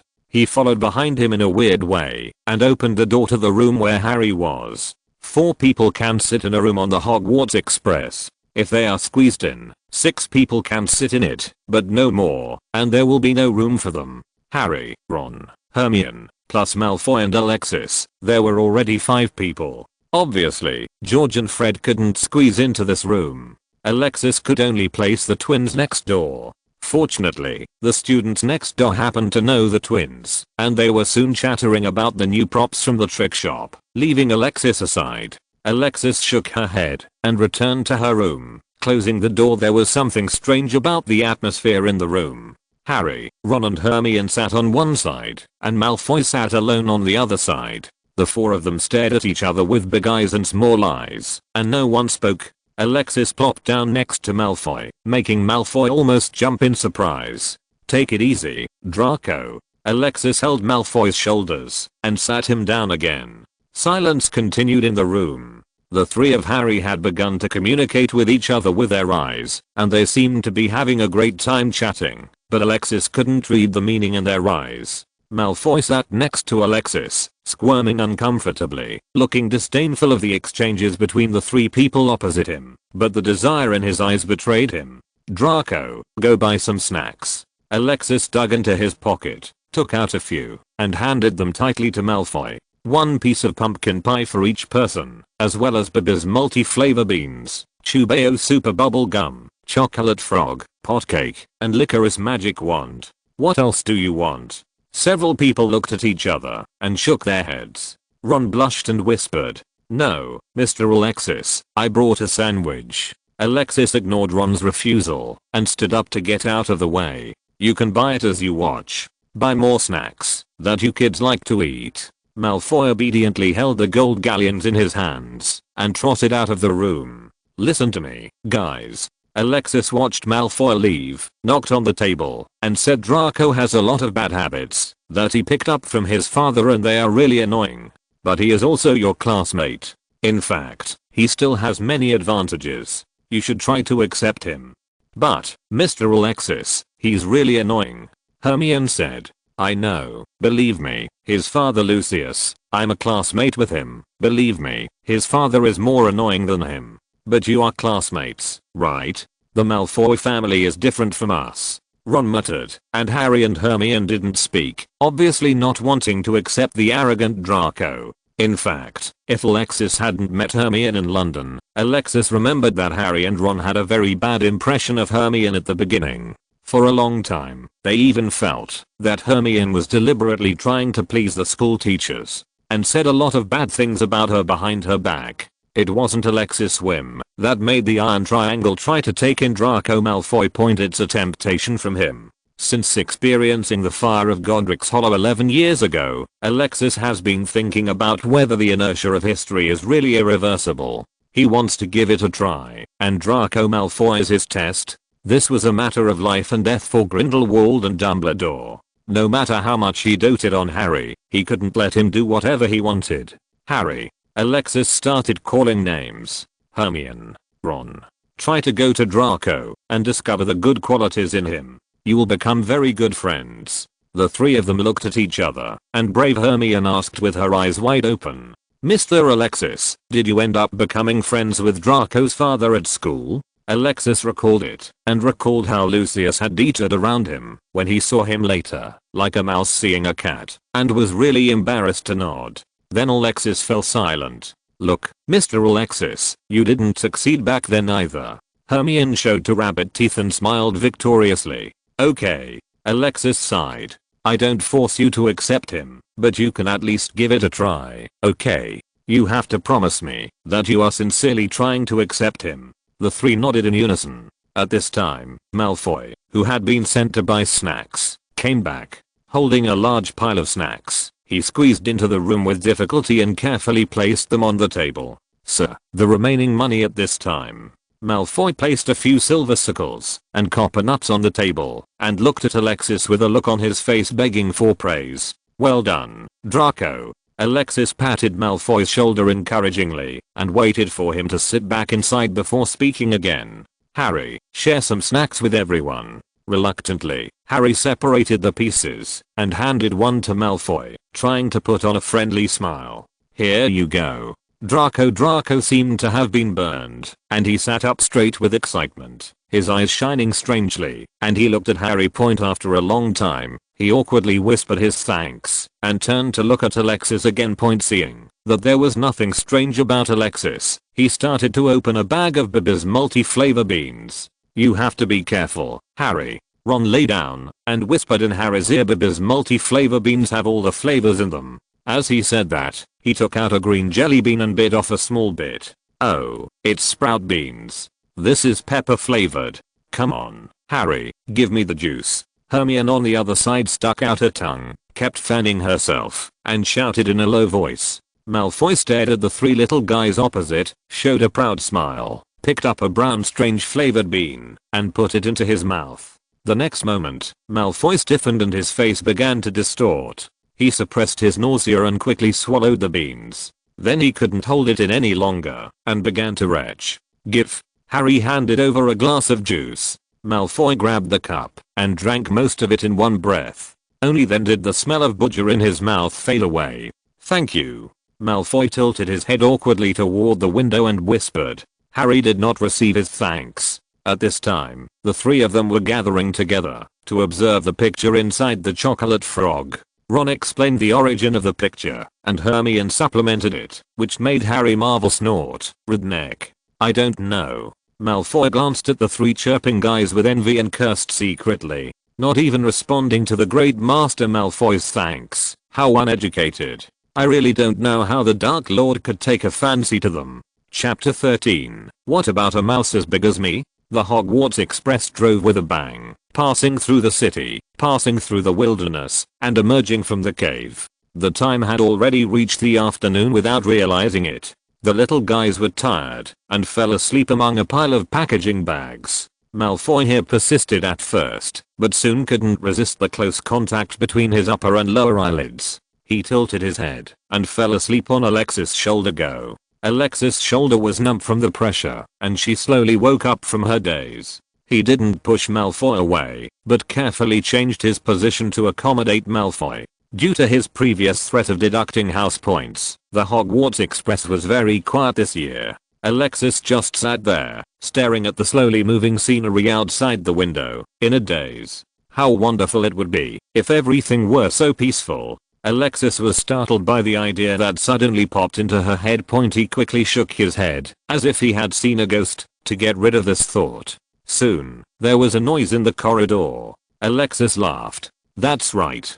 Time is quiet and so on. Life is about tossing. He had been quiet for more than 10 years in his previous life, which was enough. Whoa. The door to the room was pushed open, and several sleeping little guys were immediately awakened. A boy with a round face stood at the door, with tears on his face. "I'm sorry." The boy apologized, and then asked anxiously, "I want to ask, have you seen my toad?" The four little guys looked at each other, and shook their heads. The boy suddenly burst into tears. "I lost it again. It keeps trying to run away from me." "It will come back," said Harry. The boy nodded sadly, turned and walked away. Being woken up by people all the time. Several little ones have woken up and are chatting together again. Of course, the distinguished Master Malfoy is only responsible for watching from the sidelines. Alexis leaned on the backrest and watched for a while, shaking his head secretly. That's not okay. They don't seem to want to accept Malfoy at all. Speaking of pets, what are your pets? Harry held up Hedwig, the snowy owl, that Alexis bought for him, and showed it to his friends. Ron blushed again, and looked a little embarrassed. "I have a mouse. His name is Scabbers." Ron showed the grey mouse sleeping dead on his lap with a look of disgust. "I tried to turn it yellow yesterday, to make it more fun, but my spell didn't work. I'm here to show you now. Pay attention." He rummaged around in the suitcase for a long time, and pulled out a very old wand, which was peeling off in some places, and one end was still shining with white light. The unicorn hair is almost showing. But as soon as he raised his wand, the door to the room opened again, and the little boy just now appeared at the door again. "Feel sorry." The boy's face was still stained with tears. He apologized in a panic, and was about to leave. At this moment, the spot on Ron's thigh suddenly turned over, and jumped to the ground, ran out along the crack of the door, and quickly disappeared. At the same time, Alexis, who had closed his eyes to rest, opened his eyes and stood up. "Spotted!" Ron screamed, pushed past the little boy, and rushed out after him. Behind him, Harry and Hermione hesitated for a moment, and then rushed out of the room. "Ha ha!" Master Malfoy sat on his seat with his arms crossed, and a contemptuous sneer. "Whose pet was it just now?" Alexis asked. the Weirlife family's pet named Ron, a grey mouse with spotted feet. Before Alexis could finish speaking, people were already chasing him out. He originally thought that destroying the relationship between Peter Pettigrew and James in school would indirectly affect everything related to Peter Pettigrew in the future. Despite the episode of the Fidelity Curse, James initially chose him as the secret keeper. He thought that Peter Pettigrew would not appear and become Scabbers. Unexpectedly, he would be so bold and follow the historical trajectory and become Ron's pet. Moreover, when he was at the station, he did not see Ron carrying pets, and other people's pets were carried in cages. Of course, Alexis thought that, because of his interference, at least this part of history had changed. Pettigrew Peter would not become Ron's pet Scabbers, and Ron would not have a pet of his own. He even asked Adam, just to be sure. He was even laughed at by Adam. I didn't expect it. I didn't expect it. Pettigrew Peter, you are so brave. When I was in school, why didn't I know that you, a dirty coward, could be so bold? Alexis gritted her teeth and broke her cheek. She roughly pushed down Hermione and Harry, who were chasing behind her. She held up Ron's collar and threw him behind him. He angrily growled at the girl pushing the snack cart. Go away. The snack car girl was frightened and stood blankly at the junction of the carriages, her body swaying left and right with the train, and she looked at Alexis with dull eyes. I said, get out. Alexis pulled out her wand and growled ferociously. First, Sir Alexis was not in the mood to chat with the girl from the snack cart. The culprit that caused the death of James and Lily was right in front of him. This was a not in his heart for many years. Passed out. A dazzling beam of light flew out from the tip of the wand. Alexis almost cast a spell, and the girl from the snack truck opposite fell to the ground. Yep, ho ho ho. Alexis stepped over the snack truck girl's body and took just 2 steps when a shout came from behind. It was Harry and the 3 of them. They wanted to stop Alexis and ask what happened, but when Alexis heard the cry and turned around, he was immediately frightened by the piercing light in his eyes that seemed to choose and devour others. The 3 children froze in place. I don't have time to play with you now. Listen, go back to the room and sit down. Alexis said quickly as he walked forward. Open the door. If that damn grey mouse comes back, let us know immediately. Boom. After saying that, Alexis stepped across the junction of the carriages and roughly opened the door to a room. Inside were 2 senior students, kissing each other. They were frightened by Alexis as an invited guest and panicked for a while. Did you see a grey mouse? Alexis asked with a frown. What? Alexis said no more and dragged the 2 students out of the room. Hurry up and reveal yourself. The apparition spell was swayed out like it was worthless and soon filled the entire room. Alexis paused for a moment, turned around and left. Boom. The door of the second room was pushed open by him, and the students who were taking a lunch break inside were violently driven out of the room. The current spell was swayed again, but there was still no sign of the grey mouse spots. Then, the 3rd room, the 4th room, the 5th room. Soon, Alexis checked the entire Hogwarts Express, but still did not see the grey mouse Scabbers. This made Alexis' expression become even more gloomy and terrifying. Chapter 14. Pettigrew, Grey Mouse, Scabbers Peter. The movement on Alexis' side quickly attracted the attention of the entire train. The students poked their heads out of the room to look around, whispering to each other and discussing what happened in low voices, and the train staff also surrounded Alexis. Get out of the way. I'm an aura for the Ministry of Magic. Alexis took out a crumpled certificate from his pocket and flashed it. This was the aura certificate that Dumbledore had applied for him during the fight against Voldemort more than 10 years ago. Dear Mr. Aura, I wonder what you are looking for. This is a train bound for Hogwarts, and the train is carrying Hogwarts students. No matter what you are looking for, you cannot treat the students so roughly. The encirclement did not break up, and the train conductor stepped forward to negotiate. I will make representations to Rufus Scrimgeour, the head of the Aura Command, the conductor said fiercely, and Principal Dumbledore. Whatever you want. Alexis didn't want to be entangled anymore, so she pushed through the crowd and headed towards the locomotive. Remember to mention my name when negotiating, Alexis. Alexis Felix. The aisle was crowded with curious little heads, and the students were shocked. They were shocked not only by the conductor's refusal to give in, although it was useless, but also by Alexis's arrogance. They were now even more curious about what happened to make this arrogant guy who was both a Hogwarts teacher and a Norris so domineering. But after the train conductor glanced at these curious little heads, they all moved back. The door to each room was closed tightly, and the entire corridor immediately became clear. "What's the matter?" In the room, George and Fred had already heard the news and came over, huddled with Harry and others. Unlike Ron and Harry who were ignorant, Fred and George knew how much pressure Alexis had to bear to do this, and they couldn't imagine the consequences of doing so, but thinking about it, it would not be worse than using an incompetent weapon. The punishment of the forgiveness curse is much easier. Although they are naughty and like to play pranks, they can still tell the difference between good and bad. Although Alexis has a bad face from the moment he gets in the car, he is Adam's friend and is not actually bad to them. "I don't know. My pet Scabbers ran away, and then Mr. Alexis went crazy." Ron was almost crying, standing there stamping his feet and shouting in a crying voice. "Scabbers is a grey mouse," Hermione added quietly. "Where did that mouse come from?" George asked. "No one knows you have pets, Ron," Fred added. The eyes of the 5 people in the room were focused on Ron, which made Ron feel even more stressed. He hesitated for a long time. "Yes, he sneaked into the house half a month ago, and I hid him quietly. I really didn't know it had anything to do with Mr. Alexis," Ron yelled. "I swear." George and Fred looked at each other and thought, "Maybe your grey mouse is Mr. Alexis's pet." "That's right," Fred added. "Mr. Alexis's pet escaped and was picked up by you. That's why Mr. Alexis was so anxious after seeing it.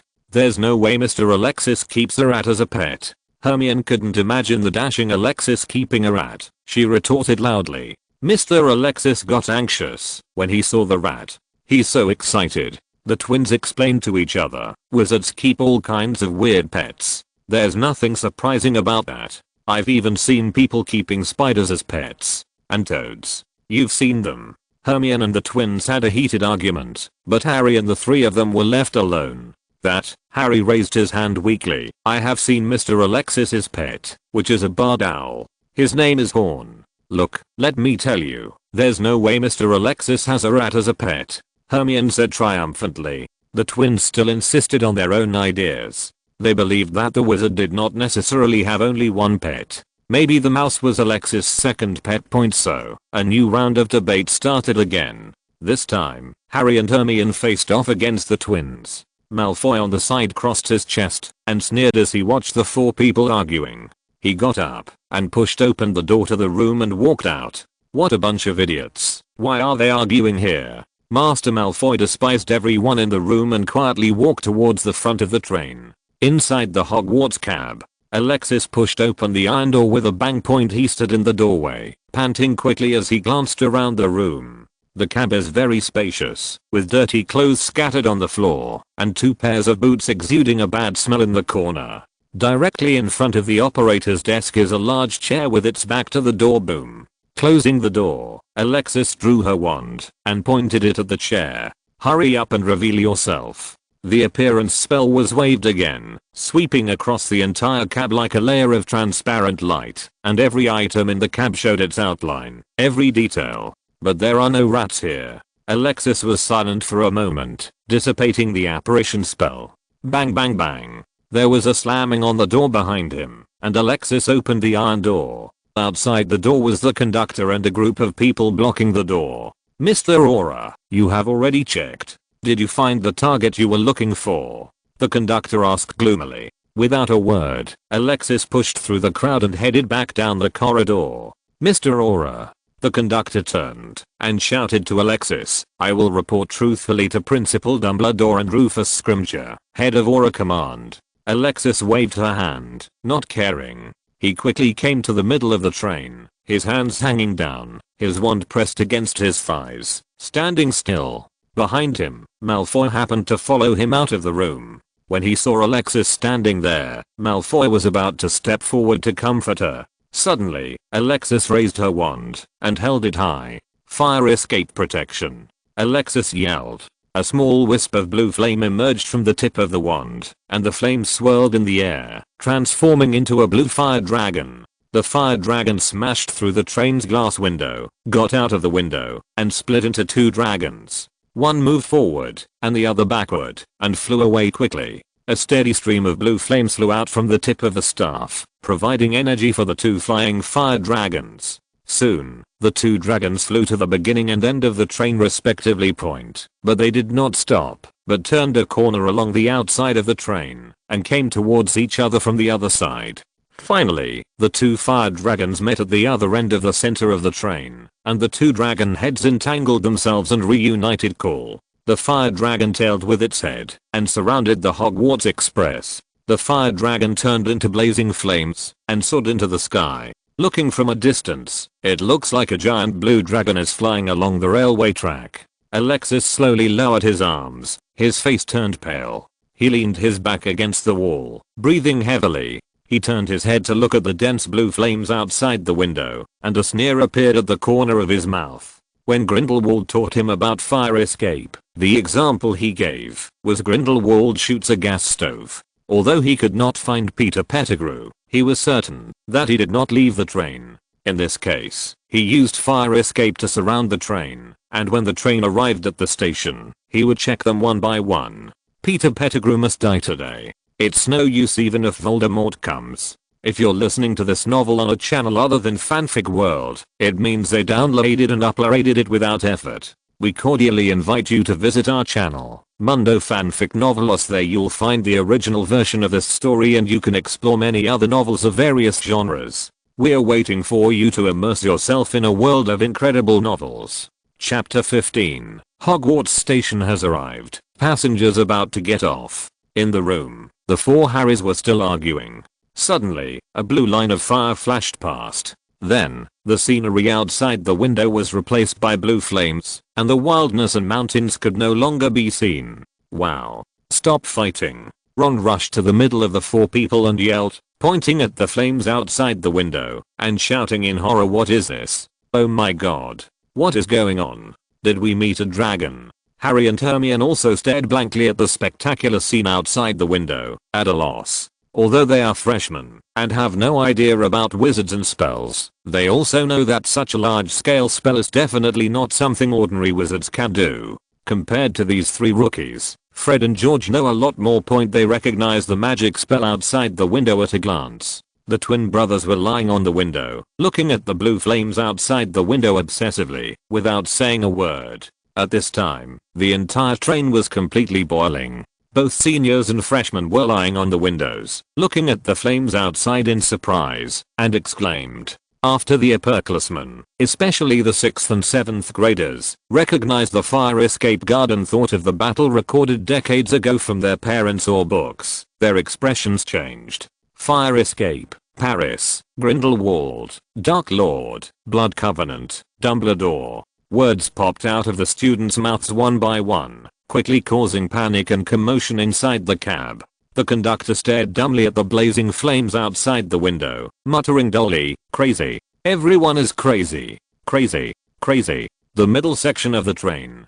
Malfoy was so frightened by Alexis's actions that he froze in place and did not dare to approach Alexis at all. Alexis rested for a moment, raised the wand again, and the faint blue flame floated out, blending into the fire dragon outside. The flames wrapped around the train's weld in the storm, rushed to the roof, and slowly closed. At this time, the entire train seemed to be covered with a blue cover, and the flames completely covered the train, completely cutting off the idea of any creature entering or leaving.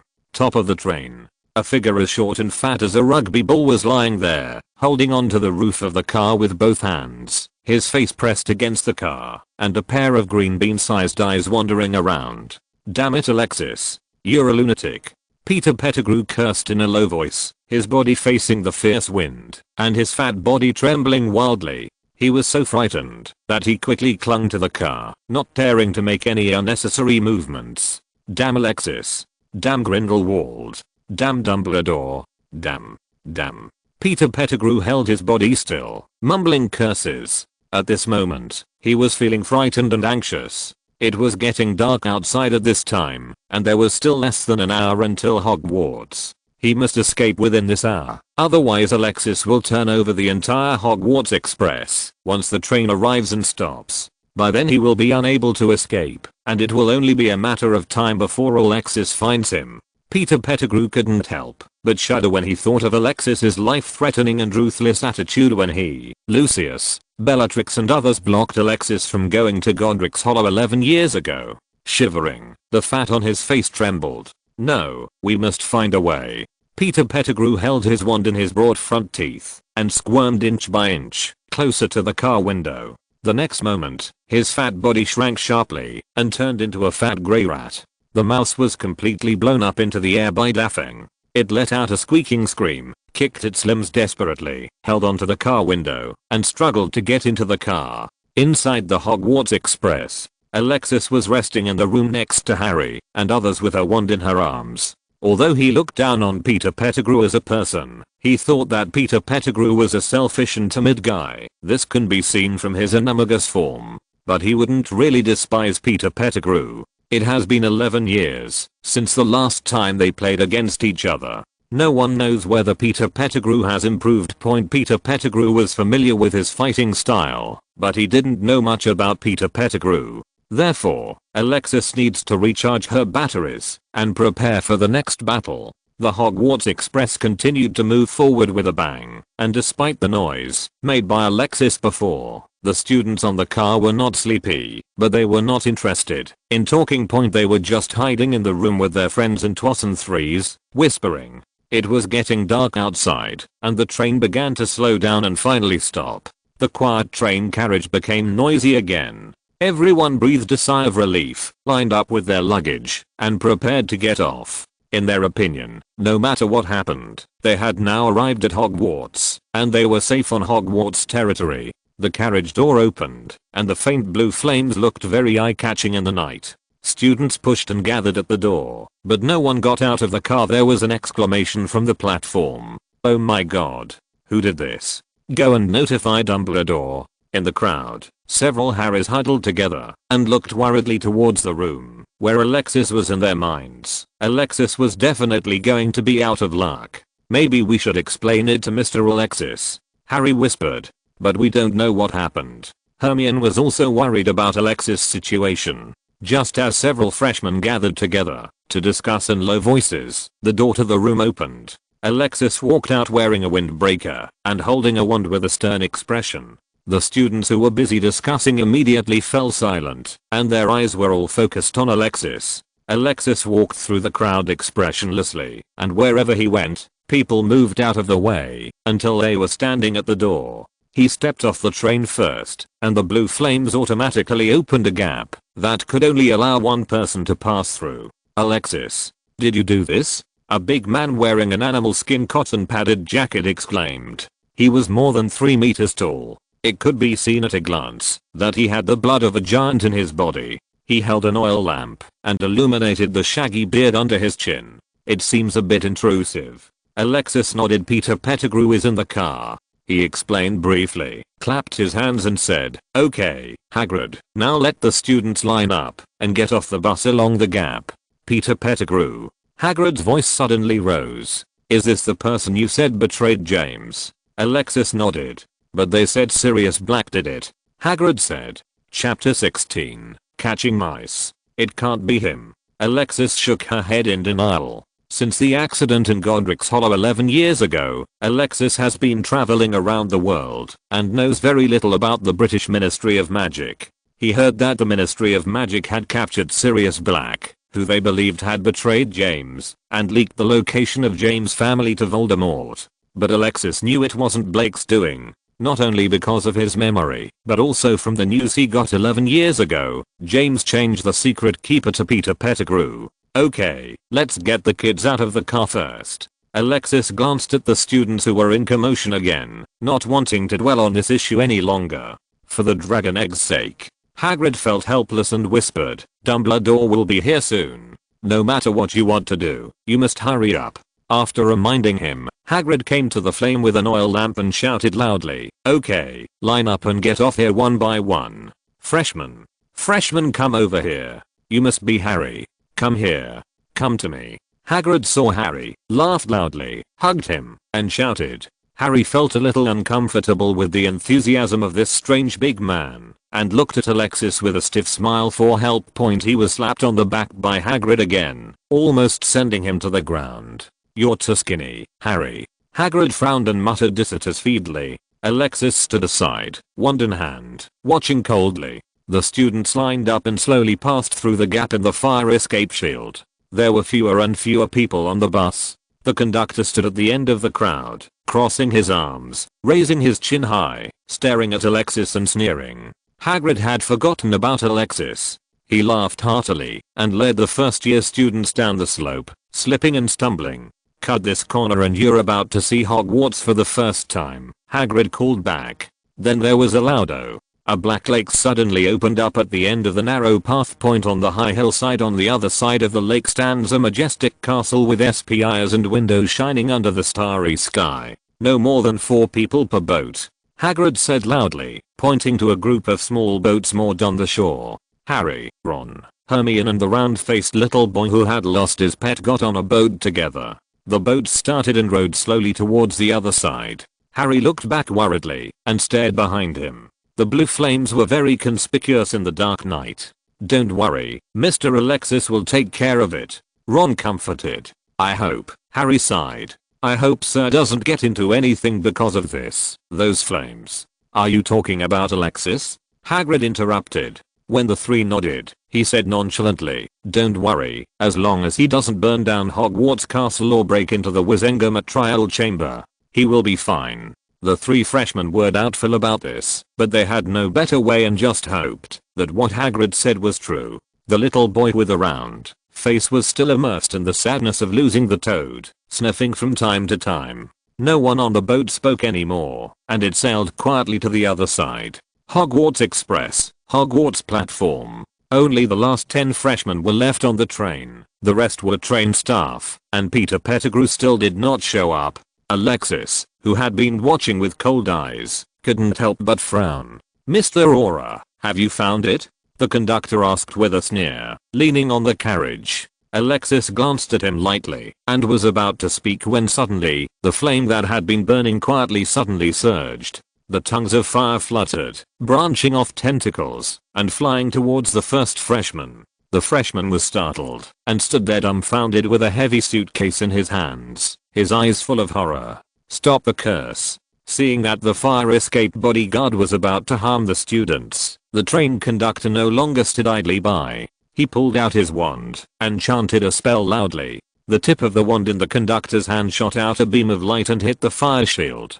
The flames of the fire shield were immediately extinguished and became sluggish, and the few tongues of flames reaching out to the new ones were also extinguished. The conductor stumbled, and his face was pale as someone helped him point. He looked at Alexis in surprise, his grey-green eyes widened in disbelief. "What kind of monster is this?"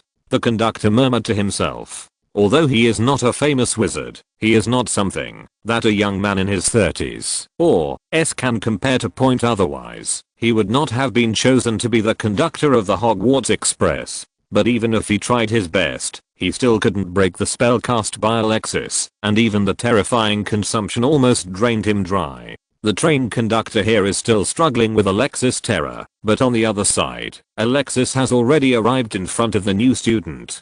Before he could speak, the cage covered with floral dark blue velvet held by the freshman suddenly started to move violently. The next moment, a figure as fat as a bull appeared behind the freshman. "Alexis, back off." Peter Pettigrew held his wand against the newborn's temple and screamed. Alexis looked at Peter Pettigrew with a gloomy face and did not move. "I told you to get out of the way." Peter Pettigrew nervously shouted again, a bright green streak emerging from the tip of his wand. "What?" The unexpected incident in front caused chaos among the freshmen behind them. They screamed and fled in all directions. Everyone in the carriage also looked at Peter Pettigrew in surprise. Wingardium Leviosa. Peter Pettigrew cast the spell very quickly, and the levitation spell was completed almost instantly. The scattered students floated up one after another, were pulled, and blocked in front of Peter Pettigrew, forming a human wall. "Get me out of here." After doing this, Peter Pettigrew's nervousness eased slightly, and he screamed, "Or I'll kill them." Alexis moved her wrist slightly, showing a disdainful smile. He glanced back behind him. The students who had already gotten off the bus were gathering together, looking nervously, preparing to witness a wonderful duel. There were also worried students who wisely put down their luggage and rushed to Hogwarts to find the teacher for help. Peter Pettigrew. Alexis held the wand with 3 fingers, raised her arm, hovering in front of her chest, drooped the tip of the wand, and walked towards Peter Pettigrew step by step. Finally caught you. Back. Back quickly. As the distance between the 2 sides shortened, Peter Pettigrew became nervous again. He screamed and kept walking backwards, and the green light on the tip of the wand became brighter and brighter. Do you think this distance will be useful to me? Before he finished speaking, there was a popping sound in the air, and Alexis had disappeared. The next moment, he appeared next to Peter Pettigrew. Accept your weapons. Chapter 17. Who is the Dark Wizard? Accept your weapons. Before Alexis could stabilize her body, the wand in her hand shot out a beam of light, pointing directly at the wand in Peter's hand. Peter Pettigrew was so anxious that he used the levitation spell to control a student to stand in front of him. Avid Fuchsia. Peter Pettigrew was only halfway through reciting the death curse, and a green ball of light was accumulating on the tip of the wand. Alexis's next spell had already arrived, hitting exactly the spot that Peter Pettigrew used to block Alexis. On the new students. The cursed freshman was immediately hung upside down by an invisible rope, revealing Peter Pettigrew hiding behind the freshman. Accept your weapons. Alexis's 3rd spell was cast, but Peter Pettigrew's death curse had not yet been completed.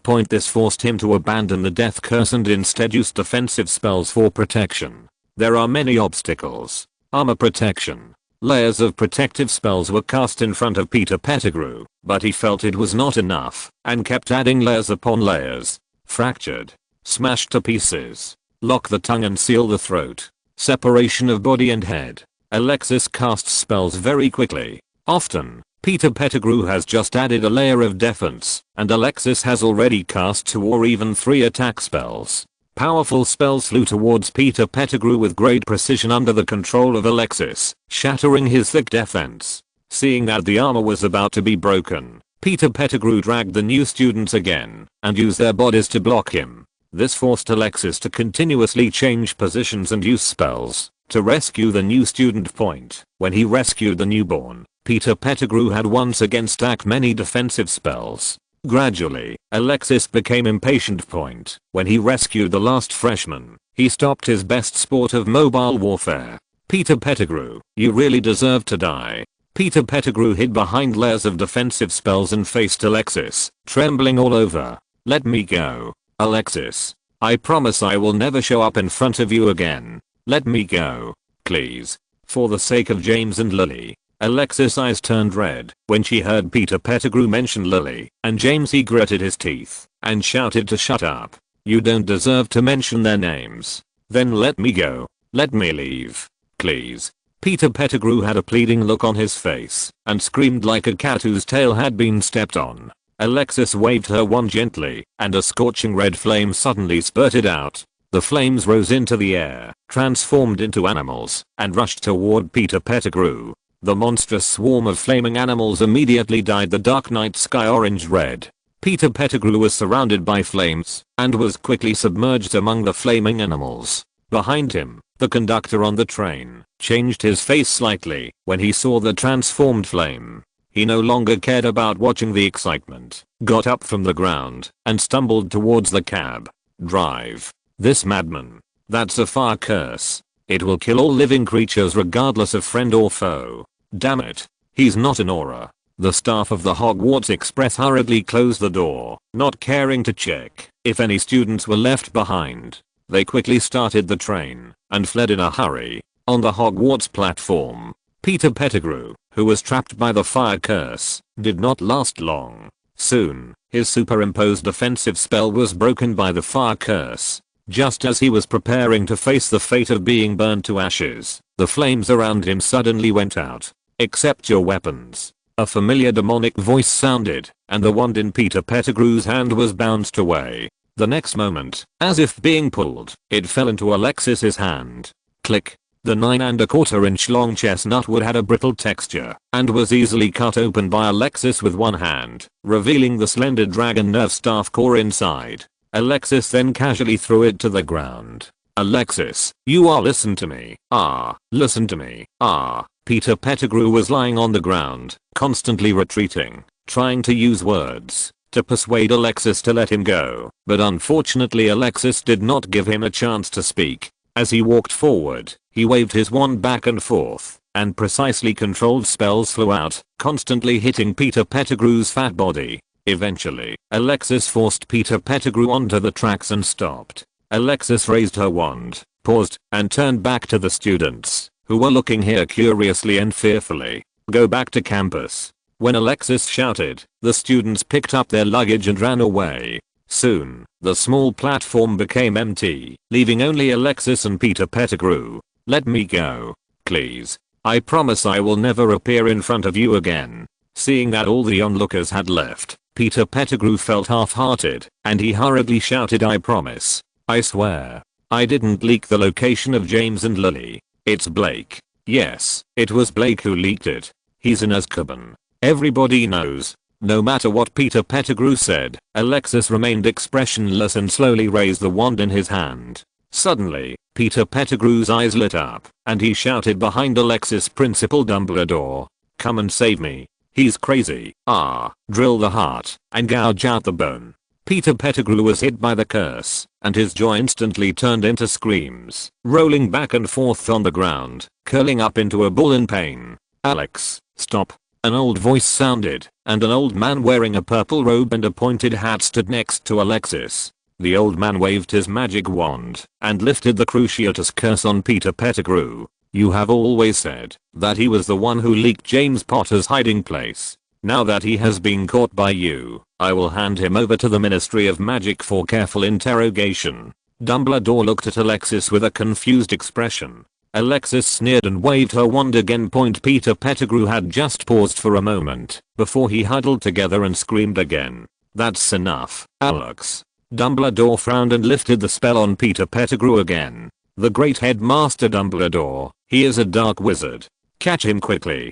Peter Pettigrew lay on the ground, as if he was lying on his back, pointed at Alexis with a trembling finger, and shouted hoarsely. Dumbledore frowned slightly, and ignored Peter Pettigrew. "Alex, come on. The party is about to start. Leave him to me. He killed James and Lily." Alexis shouted emotionally at Dumbledore. Chapter 18. I collapsed. "One moment. I won't let him go so easily," Alexis yelled, trembling all over. He couldn't imagine that after so many years, he didn't dare to recall it. No one knows what Voldemort did to James and Lily after he found them. He didn't know, Snape didn't know, and Dumbledore couldn't possibly know. Every time I think about Voldemort possibly being in Godric's Hollow, in front of Harry's cradle, torturing James and Lily over and over again with his heart-breaking bones, and thinking about my friend lying on the ground wailing in pain, unwilling to hand over Harry even to death. Do not. He simply couldn't imagine the pain and despair that James and Lily felt during that time.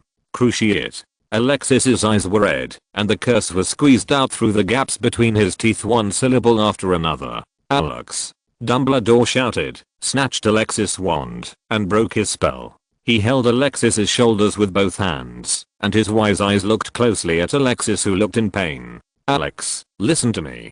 Dumbledore softened his tone and carefully comforted Alexis. "It's not your fault. We both know that James' death was not your fault. Alex, stop torturing yourself. Hate will eat you up. You are a kind child. Don't let hatred destroy you." Alexis lowered his head and was silent for a while, then raised his head again. His eyes had turned red. "They killed James," Alexis said sadly. Dumbledore was speechless. It is well known that Alexis had a good relationship with James, Lupin, and Black when they were students at Hogwarts. No one knows why Hufflepuff plays so well with lions. They only know that these four people are loyal friends. If one is offended, the other three will stand up to support him without any principle, no matter right or wrong. Therefore, Alexis behaved like this, and even used the unforgivable curse in front of him. Dumbledore also understood very well that he planned to turn a blind eye and pretend that he had not seen it at all. As for Peter Pettigrew, no one really thinks that the great Dumbledore, the recipient of the Order of Merlin First Class, the Chief Wizard of the Supreme Wizarding Court of the Wizengamot, the President of the International Federation of Magic, and the Great White Wizard who has been nominated for the Minister of Magic many times, is pure a novice, right? Alexis stopped the sadness in her heart and slowly put away her wand. He knew that with Dumbledore around, it would be impossible for him to complete the torture of Peter Pettigrew. Dumbledore breathed a sigh of relief when he saw Alexis put away her wand. If he was simply facing off against Alexis, Dumbledore could still overpower Alexis, even though Alexis' almost invisible and rapid transformation would be a headache. But now Dumbledore has to protect Peter Pettigrew behind him. If Alexis really wants to continue to toss, Dumbledore doubts whether he can hold on. Peter Pettigrew stared at Dumbledore and Alexis with his small green bean eyes, quietly moved his body back, suddenly turned over, and ran away into the distance. Tong tong petrochemical. Dumbledore freed his hand and waved his wand. Peter Pettigrew, who had just taken 2 steps, was hit by the spell and immediately froze in place. Okay, little Alex, the party is about to begin. Dumbledore chuckled. Maybe you should bring me my new dress, and I'll wear it to the party. Just when Dumbledore thought it was over, Alexis suddenly disappeared from sight with empty hands. Then, several divine blades were launched without a shadow, and Peter Pettigrew's short and fat body was immediately cut with wounds, and blood gushes out, turning him into a bloody man. Amid Peter Pettigrew's screams, Alexis put away her wand, said I will visit you in Azkaban often, and left in a hurry. Dumbledore stood there and looked at Alexis disappearing back, shook his head and chuckled, then sighed. He did not treat Peter Pettigrew. James was also his student. Later, before handing it over to the Ministry of Magic, he would use legilimency to check Peter Pettigrew's memories to see if there was any news about another of his students. However, compared to these, he was more worried about Alexis' condition. Alexis had never used Professor Grindelwald's unforgivable curse before, but today, he decisively used Cruciatus, which can be said to be the most evil one, several times. This reminded him of an issue he had discussed many times with Grindelwald. Alexis is lively and cheerful, sincere and straightforward. It stands to reason that he should be able to use the God Guard easily. However, the fact is that no matter how many ways he and Grindelwald tried, this smart, quick learning adopted son couldn't use it at all. In the past, he would have been wary because it showed that Alexis was dark inside. But since the appearance of Tom Riddle, Dumbledore's ideas have begun to change. Although he still pays attention to Alexis all the time, he is more willing to help Alexis change a little bit, rather than being vigilant, reprimanding and indifferent. This is a lesson that Tom Riddle brings. Moreover, he and Grindelwald have never seen a wizard as talented as Alexis. Once Alexis turns dark, he will be a more terrifying existence than Voldemort and Grindelwald. The lessons of his past were still fresh in his mind, which made him more cautious when dealing with any questions Alexis had. Alexis didn't make it to the party. He stayed outside for a while, reminiscing about his schooling career with James and the other 4, which delayed a lot of time. By the time he entered the castle, even the famous sorting ceremony was over, and the little wizards had already begun to feast. Seeing Alexis appear, the old Professor McGonagall frowned dissatisfied, silently pointed to the vacant seat in the teacher's chair, and pointed to his wrist to indicate that he was late. Alexis quickly averted her gaze. He is not afraid of Dumbledore, not afraid of Grindelwald, and even dares to take off Snape's pants, but he is very afraid of Professor McGonagall.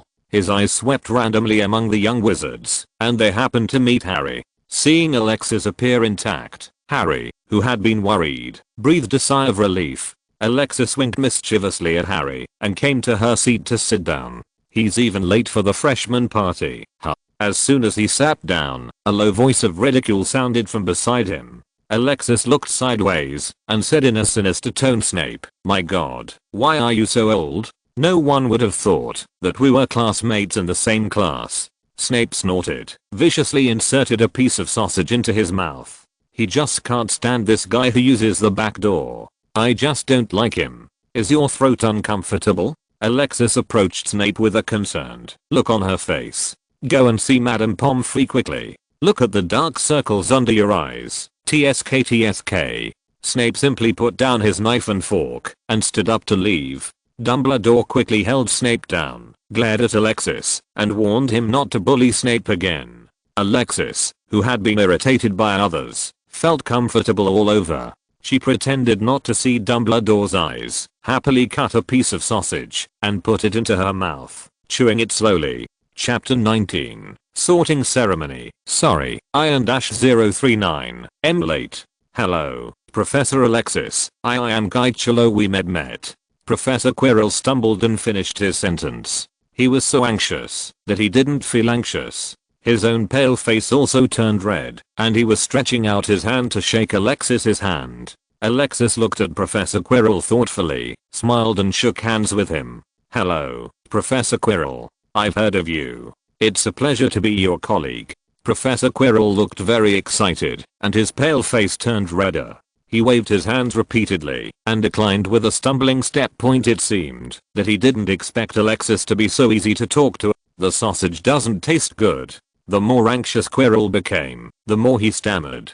Finally, he looked at his toes in frustration, whispered I hope we get along well, then returned to his seat in shame, lowered his head in sadness, and almost buried his head in shame into the dinner plate. Alexis' eyes remained on Quirrell for a long time. Unlike Peter Pettigrew, although he wanted to use Crusader on Voldemort for 3 days and 3 nights, Quirrell felt that this part of him was only a part of Voldemort, not the whole. But he was not in a hurry. Now that Wormtail Peter Pettigrew was captured by him, he wanted to see who would help Voldemort reshape his body in the future. Even if someone helped him reshape his body, Alexis would not be angry. He even looked forward to it, and even wanted to run to help himself.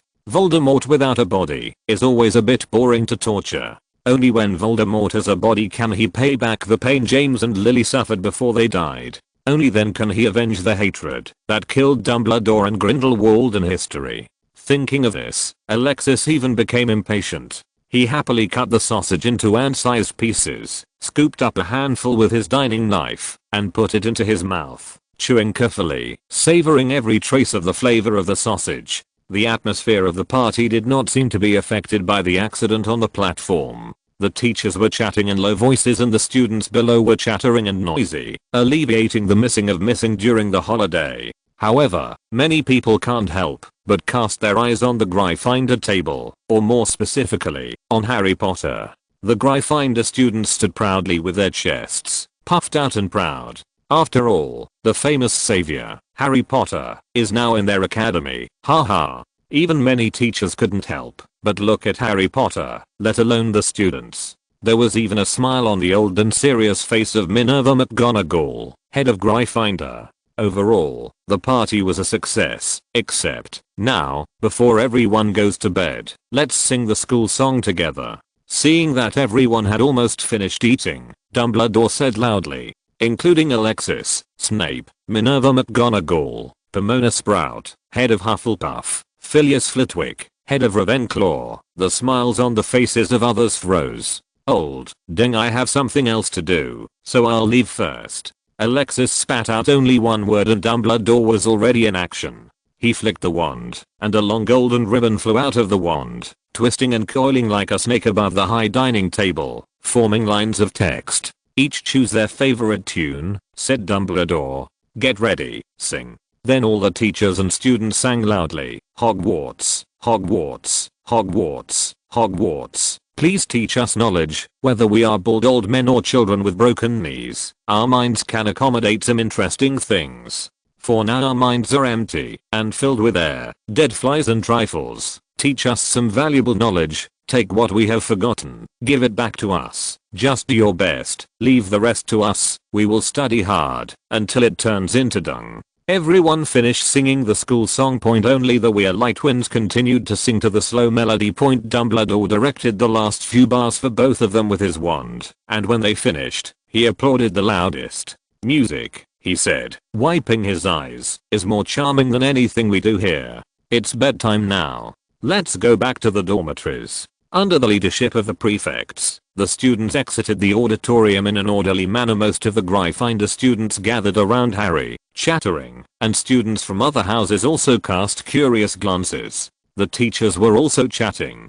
Alexis made her way to Lady Pomona, a short fat teacher who taught her biology and was head of Hufflepuff, as well as Alexis head of house. That's right, Alexis is a wizard from Hufflepuff. Although the Sorting Hat insisted that he should go to Slytherin, he threatened the Sorting Hat that, if he dared to let him go to Slytherin, he would sneak into Dumbledore's office and burn it to ashes with the fire curse point anyway. He can come in and out of the principal's office freely. As a last resort, the Sorting Hat announced that he was sorted into Hufflepuff.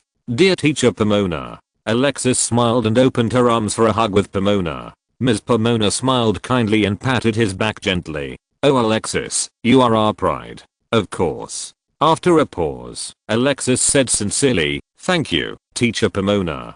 His new potion science was inspired by Ms. Pomona. At the beginning of building the new potion science system, Ms. Pomona provided him with a lot of help. It was Ms. Pomona who always supported him and firmly believed that he would succeed. Only then could he successfully create a new direction based on the inherent potion science. After chatting with Ms. Pomona for a while and agreeing to take care of the herbs together in the future, Ms. Pomona left. As soon as he turned his head, he was stopped by an enthusiastic voice.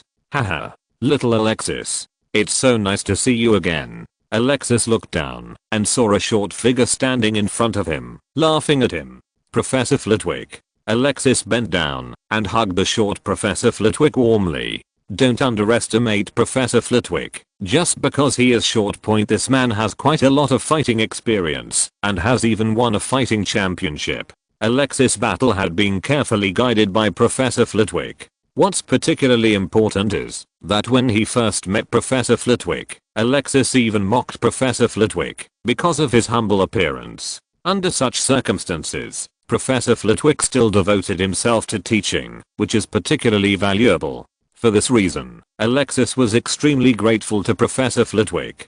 The two often competed in combat and quickly became good friends. Of course, this was before.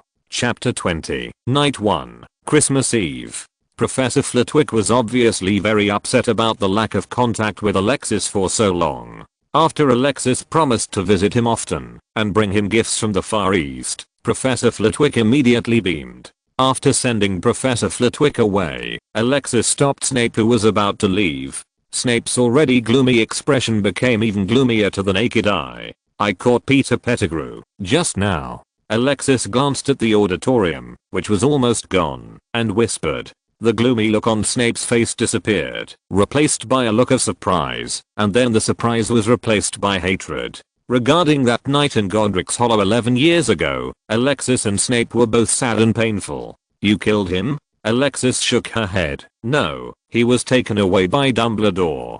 Snape twitched his cheeks and snorted as Adam's apple rolled back and forth, as if he was preparing a long speech, but in the end, only one word remained in the long speech. Coward.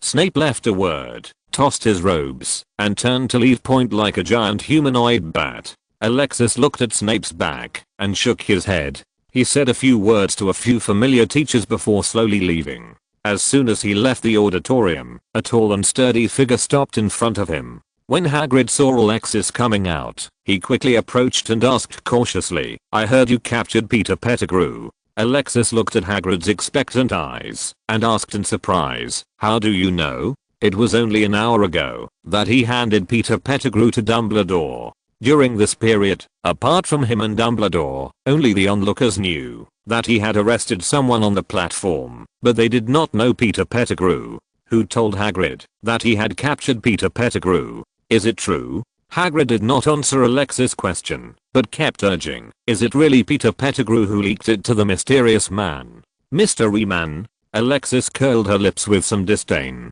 This title is the code name given by the Ministry of Magic because it is afraid of Voldemort, as if calling Voldemort by his name will attract his attention. That's right. Yes. Alexis nodded and admitted he was the one who leaked it to Voldemort. Tom Riddle. I caught him on the platform and handed it over to Dumbledore. Hagrid was startled and quickly covered Alexis's mouth with his palms as big as palms and lowered his voice and exclaimed,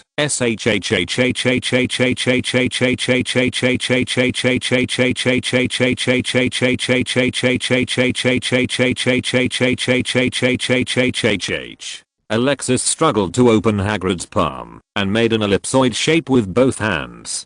Hagrid, don't cover my mouth again, or I will tell Dumbledore that you are secretly hiding a dragon egg. Hagrid stepped back continuously and raised his big hands. Don't do this, Alexis, I promise, I will never do this again.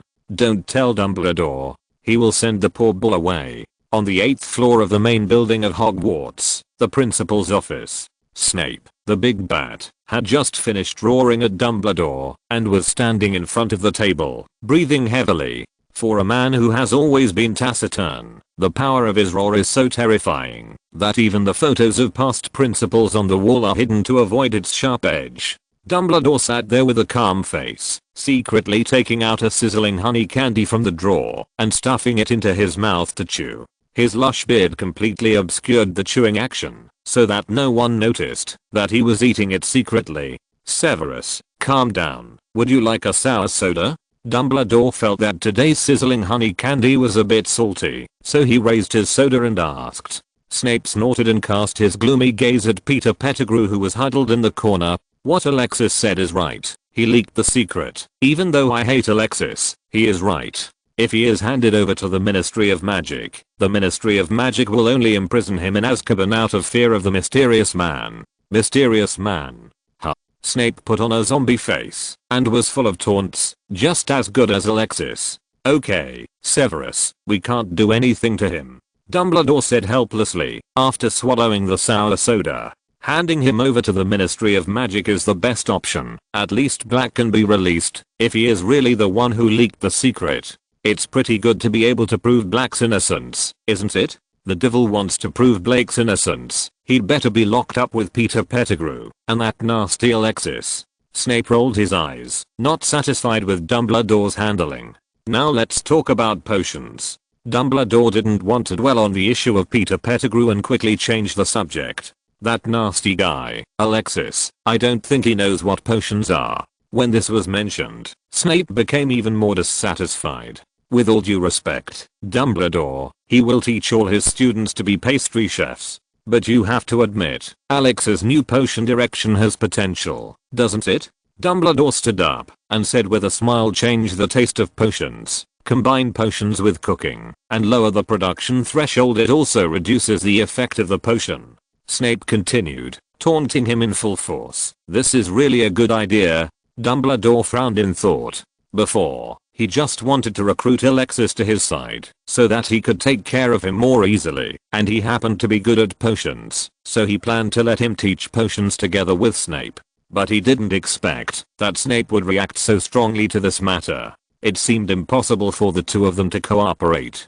Dumbledore slowly pulled out a piece of paper from a pile of books and handed it to Snape. This was the curriculum compiled by Minerva McGonagall when he decided to recruit Alexis to teach. Completely different from the new potions class. At the time, he thought this was a bit of a fuss, but now it seems that Mag has the foresight. Severus, for what Alexis did to you, I apologize on his behalf.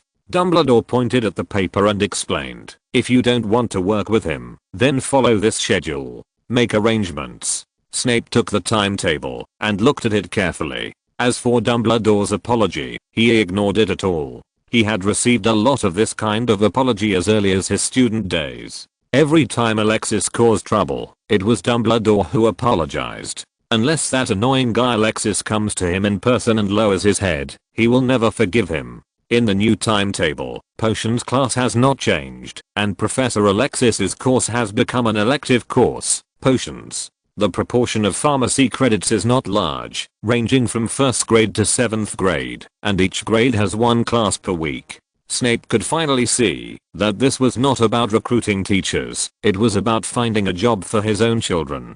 You can do whatever you want.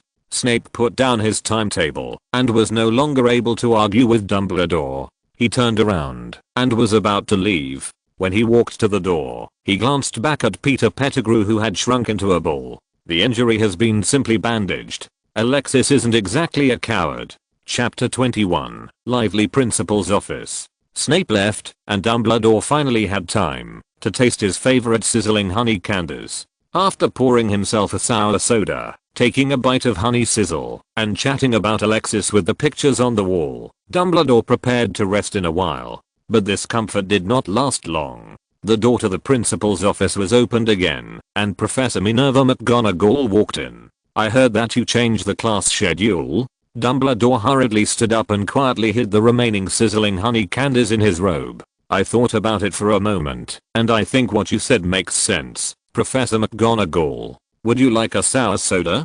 Professor McGonagall ignored the cup handed over by Dumbledore, and said seriously, "This is not okay, Dumbledore. If it was a month ago, it would have been okay to change the timetable when I first submitted it to you. But now that the students have received the new timetable, it is not okay to suddenly change the course schedule." Dumbledore pointed to the door with a headache. "Severus said the same thing just 10 minutes ago. Professor McGonagall, believe me, I don't want to change the class schedule if I can." When Snape and the others were in school, almost everyone knew about the conflict between Alexis and Snape. It was precisely because of the conflict between the two that Professor McGonagall heard that Alexis was coming back. The timetable submitted when teaching a course. "I told you before, Dumbledore, you should not have called Alexis back," Professor McGonagall complained. "Hey, Professor McGonagall, that's little Alex, my adopted son. He is a brave warrior," Dumbledore said, dissatisfied. Professor McGonagall had already learned how much Dumbledore loved Alexis. She pretended not to hear what Dumbledore said and prepared to continue to persuade Dumbledore to give up changing the curriculum. "Even if the class schedule is changed, the students have not prepared textbooks at all, and the same is true for us. Professor McGonagall, look at this book." Dumbledore picked up a book and handed it to Professor McGonagall. "Alex wrote it, and I think it's good enough to be used as a textbook. This is a very thin book, only about as thick as a knuckle. The cover is a pile of unfamiliar lush grass, with a line of gold-plated fonts written on it, Magic Potion Botany." Opening the book, there are mostly illustrations inside, and the few words mostly introduce common plants on the illustrations. Reading through the book, this seems to be an ordinary children's book. Facing McGonagall's confused gaze, Dumbledore handed over another book. "It's still magic, potions, and botany, and it still has a variety of illustrations. The difference is that the illustrations are divided into two parts. One half is about ordinary plants from the previous book, and the other half is about making potions materials, and the text on the other side details the comparison of the two materials." After McGonagall finished reading, Dumbledore handed over another book, Still Magic, Potions, and Botany. This book is thinner than the previous two. There are very few illustrations in the book, and it is almost all text. It introduces in detail the processing and preservation methods of the plants in the first book. Then, Dumbledore handed over another book. "This is the last one, and there are 3 more that are under discussion for publication. Alex told me so." Dumbledore explained proudly. "Alex has formed a complete system theory. I think it can be used as a teaching material." After a pause, Dumbledore continued, "You all think I'm taking advantage of my position to provide a backdoor for Alex. Listen to me, Professor McGonagall. I don't deny this, but if Alex's behavior is really inappropriate, I will not make fun of the students of Hogwarts. Meg, you can't imagine what it felt like when Alex appeared in my life, when I saw his eyes." McGonagall carefully flipped through the book Magic, Potions, and Botany and ignored Dumbledore's memories and intoxication. "Child? Sorry." Professor McGonagall was offended. The last question. After Dumbledore finished recalling, Professor McGonagall raised a finger. "How do you solve the problem in the textbook?" Dumbledore smiled slightly, knowing that Professor McGonagall had been convinced. "Alex is very rich. He has so much savings in Gringotts." Dumbledore made a big gesture. "In the past few years, Alex's dessert shops have developed everywhere. He was happy to pay part of it." Dumbledore didn't lie. Alexis's shop opened almost everywhere. It was very popular in both the Muggle and Wizard circles, although many people didn't know that Alexis was the owner behind the shop. Professor McGonagall is gone. After sending Professor McGonagall away, Dumbledore did not dare to stay for a moment longer. He put the sizzling honey candies in his robe into a drawer and hid them, and quickly left the principal's office with Peter Pettigrew. He was afraid that, if he stayed for a while longer, someone would come to visit him. For an elderly person, adequate sleep is essential. The first night at Hogwarts was uneventful. No one was late, except Alexis. No one was killed, no mysterious gates were opened, and no one trespassed in the Forbidden Forest. It's Christmas Eve. Alexis slept soundly. The next day, Alexis got up early and was notified of the change in course schedule until he was having breakfast. Judging from the attitude of other professors, it was obvious that he was the last to know. Alexis didn't go to Dumbledore to ask the reason. There was no need to ask, he knew the reason. If he were the potions teacher, he would not allow that annoying Snape to interfere with his lessons. Due to a change in course schedule, he was temporarily out of class, which gave him plenty of time to enjoy a delicious breakfast instead of rushing around like other professors. After breakfast, Professor Minerva McGonagall found Alexis and talked to him about sponsoring the pharmacy textbook.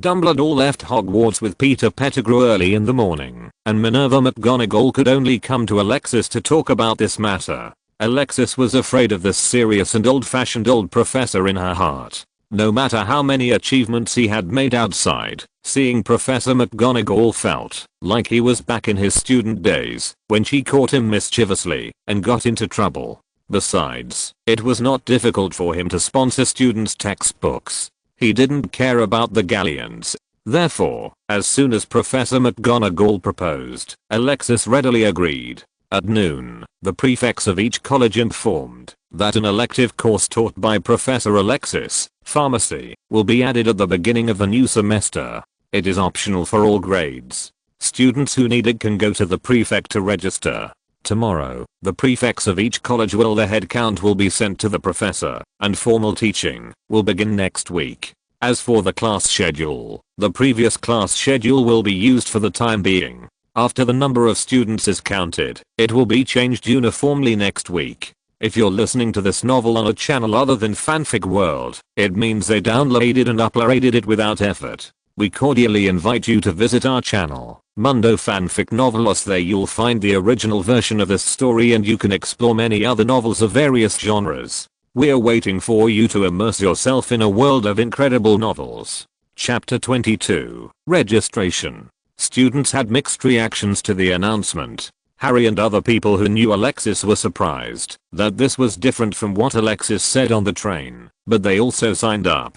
Although other students did not know Alexis, they had seen the scene where Alexis fought Peter Pettigrew on the platform, and they also signed up for the pharmacy course. They were very interested in Alexis' fighting style. As for the remaining students, who had never heard of a new Alexis, only a handful of students chose to sign up. Most of them were cautious about this unfamiliar course, a completely unknown person. They have reason to be wary of courses taught by unfamiliar teachers. In the afternoon, Alexis, who walked around Hogwarts under the guidance of the house elf, stepped into his office for the first time. This is an office set up not far from the door of the pharmacy classroom. You can reach the pharmacy classroom within 10 steps of opening the door. The office is very clean. There is a large desk at the entrance, with rows of bookshelves on both sides. There is a small door at the back.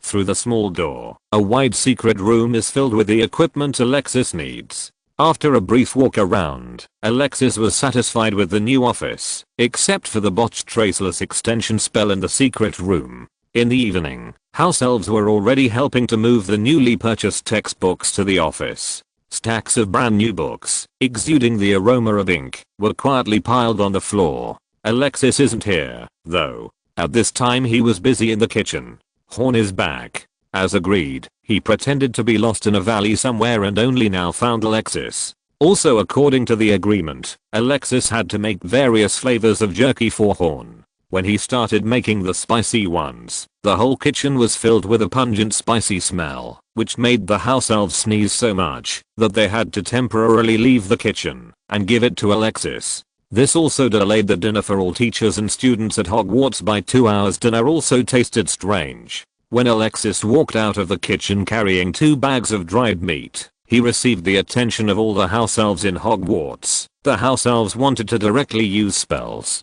to spell Alexis with him. He sent away the strange smelling bag in his hand and locked him in the basement. This made Alexis very embarrassed, but Horn, who was sitting on his shoulder, didn't care about this. He was eating a piece of dried meat happily. Back in the office, Alexis packed the jerky into different small boxes according to taste, told Horn to eat it by himself, and declared sternly, "Horn, I finished all the jerky I promised you. Did you see it? Our deal is over." Horn flapped his wings reluctantly, and the beautiful striped feathers ran across Alexis's arms, seeming to accuse him of being stingy. Alexis snorted, ignored Horn, and turned to check the textbook. Early the next morning, Slytherin Prefect Gemma Farley knocked on the door of Alexis' office. "Mr. Alexis, this is the list of students in our academy." Gemma Farley hands Alexis a list. Alexis pointed to the books on the floor. He had sorted them out last night, with the first volume together, and the second volume on the other side. Carry the textbooks back according to the list, and distribute them to the students. When Alexis distributes textbooks, he does not simply take which volume according to grade. He requires senior students to have all the previous textbooks and need to self-study to keep up with the previous content. Gemma Farley was hesitant to speak, but in the end she didn't say much and obediently called a few classmates to help carry the textbooks away.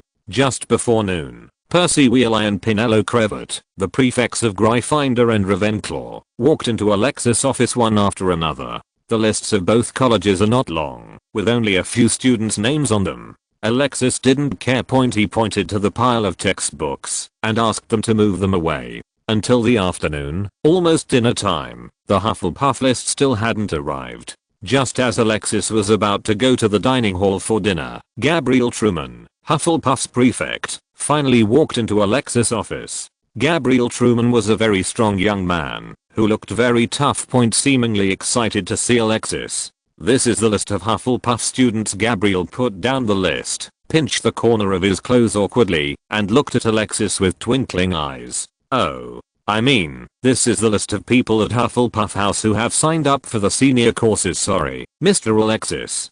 Gabriel slumped his shoulders in frustration and lowered his head, not daring to look at Alexis.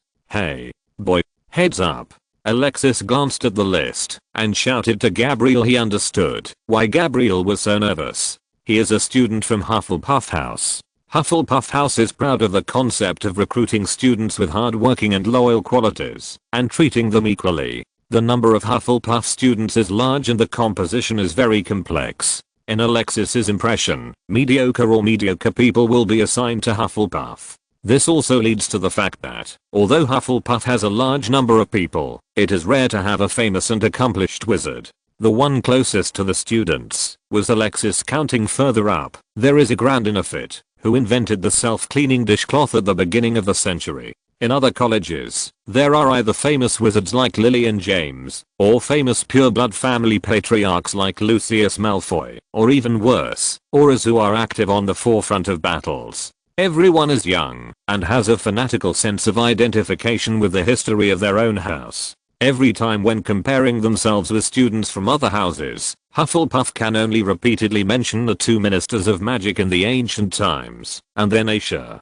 Lexis, this senior who shined brilliantly in the battle against Voldemort, made the little badgers extremely proud. The little badgers love peace and believe in justice. They are upright, honest, and not afraid of hardships, but that doesn't mean they don't want to have a senior they can brag to others about. "Relax, boy. You're a Hufflepuff prefect," Alexis encouraged Gabrielle. Chapter 23, The Longbottoms. He did not let Gabriel leave immediately. Unlike the previous three houses, he was a student from Hufflepuff, and he had a natural affection for Hufflepuff. This wasn't too much. At least he didn't deduct points from Slytherin for any excuse, even though he hated Slytherin. As for whether Hufflepuff students will get extra points because they can speak, we will discuss this later. If Hufflepuff is still lagging behind at the end of the semester, he may have to imitate some old bat. Alexis and Gabriel had a pleasant chat, and as the conversation progressed, Gabriel gradually relaxed and was no longer as nervous as when he first met Alexis.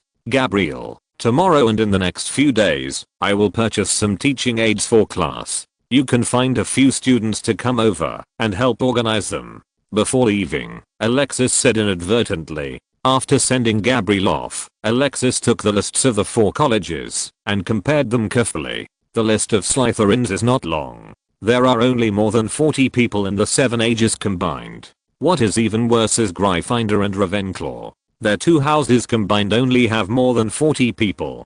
Fortunately, Hufflepuff is very powerful. Alexis looked at Hufflepuff's long list, feeling a little relieved and a little worried. Hufflepuff sent almost half of its students to support his courses. It was as if his courses were useless and no one wanted them, and he had to rely on help from his hometown. Alexis searched the list carefully. There were only 4 names in the column for first-year Gryffindor students. Harry Potter, Ron Weasley, Hermione Granger, and a name that surprised him, Neville Longbottom. Alexis' eyes stayed on Neville's name for a long time before slowly moving away. There are many familiar names on the list, such as Cedric Diggory, Draco Malfoy and many more but more of them are unfamiliar names. Finally, Alexis compiled the list and got up to find Minerva McGonagall. When Alexis walked into the office, Minerva McGonagall was grading homework in the office. It could be seen from her frown that the stern Transfiguration professor was not satisfied with the students' homework. This made Alexis shrink back subconsciously. The prefects have compiled the list. Alexis decided to make a quick decision and spoke quickly. I plan to purchase a batch of equipment and herbs for teaching. I can pay for this part myself. Okay, Mr. Alexis. Minerva took the list and said while looking at it, I will discuss with Dumbledore and arrange a new class schedule as soon as possible. Alexis nodded. If there's nothing else, I'll go back first. After saying that, without waiting for Minerva to respond, she quickly left the office as if running away. After leaving the office, Alexis didn't stop much. He hurriedly wrote down the list and quantity of the equipment, handed it to Horn, and left Hogwarts overnight. Dumbledore is coming back. If he doesn't leave, once he meets Dumbledore and asks for a gift. As for Peter Pettigrew, Alexis could guess without even asking that he would spend the rest of his life in Azkaban. On the contrary, it was Sirius Black. Now that Peter Pettigrew was caught and his charge of leaking secrets was cleared, he might be released. But this is not something that can be done within a day or 2. After leaving Hogwarts, Alexis went straight to London, where he was going to visit the Longbottoms at St. Mungo's Hospital for Magical Maladies and Maladies. Frank Longbottom and Alice Longbottom were both former members of the Order of the Phoenix and friends of Alexis. They fought against Voldemort together. Later, after Voldemort fell, the Longbottoms were captured by the Death Eaters. In order to prevent them from revealing Voldemort's whereabouts, Bellatrix Crowley used the Cruciatus curse to torture them until they went crazy. They were found and taken to St. Mungo's Hospital for Magical Maladies and Magical Injuries, where they have remained ever since. The journey from Hogwarts to London was not long, and it was already morning when Alexis stood in front of a department store. St. Mungo's Hospital for Magical Maladies and Injuries is disguised as a department store. In fact, it is the largest wizarding hospital in London and even the entire UK. It is also a place frequented by auras. Walking into the hall, I found out the location of the Longbottoms. Just as I was about to go upstairs, I met a familiar figure walking down. The visitor had dark brown hair and thick eyebrows mixed with strands of grey. Behind his gold-rimmed glasses was a pair of sharp eyes, like an old lion. He walks with a long stride, giving people a strong and resolute look.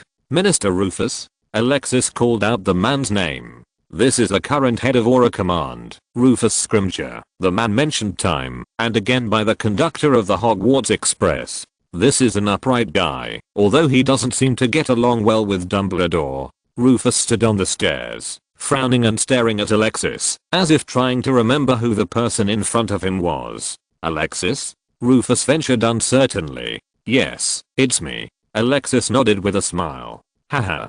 Alexis, when did you come back? Rufus laughed, stepped forward and gave Alexis a firm hug, finally slapping him hard on the back.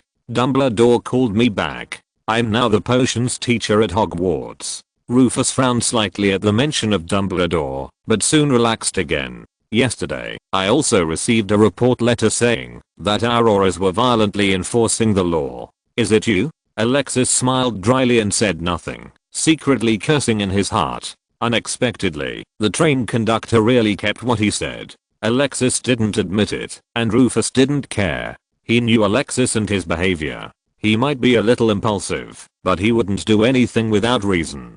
For example, this time, someone reported that he was abusing magic spells. Although Rufus had not guessed that it was Alexis at that time, Dumbledore came to the door with Peter Pettigrew. See, that's why. You are hurt. After the greetings were completed, Rufus looked Alexis up and down and asked doubtfully. As far as he knew, Alexis's dueling skills were very good.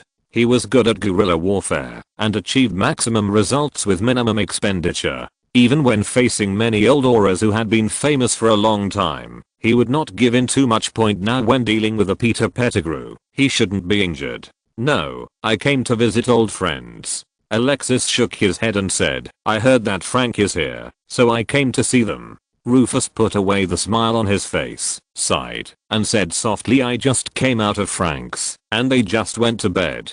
This surprised Alexis. He, Frank, and even Lupin, James, and Black, in fact, they were not under the jurisdiction of the Aura Command at all. The reason why they were issued Aura certificates was only as a temporary measure to fight against Voldemort. They are equivalent to the temporary establishment of auras. When Voldemort was eliminated by the magical savior, their establishment also disappeared. Chapter 24, Arthur Weasley's situation. Unexpectedly, Rufus would come to visit Frank. Let's go. I come to see them often.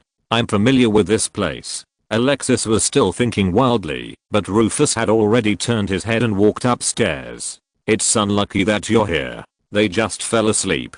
Just take a look outside. Arriving at the door of the ward, Rufus pointed inside and sighed again. Alexis stood at the door and looked into the ward through the narrow window. The ward was spacious and warm, but it was messy. The two strangers were wearing pajamas, lying haphazardly on the ground and sleeping soundly. The saliva even dripped from the corners of their mouths and fell onto the floor, forming a small water stain. Is this the popular and handsome Aura? Alexis couldn't connect the memory of her old friend with the drooling guy in front of her. He looked uncertainly at Rufus, who silently pointed to the door, where two cards were inserted, which read, Frank Longbottom and Alice Longbottom. There were even photos of them on the card. The handsome man and the gentle woman were standing on the lawn in front of a castle and running. Alexis looked at the photo, and then looked up at the ward. Frank turned over inside, and the drool accumulated on the ground was all over him, and a water stain immediately appeared. Frank seemed to feel uncomfortable in his sleep,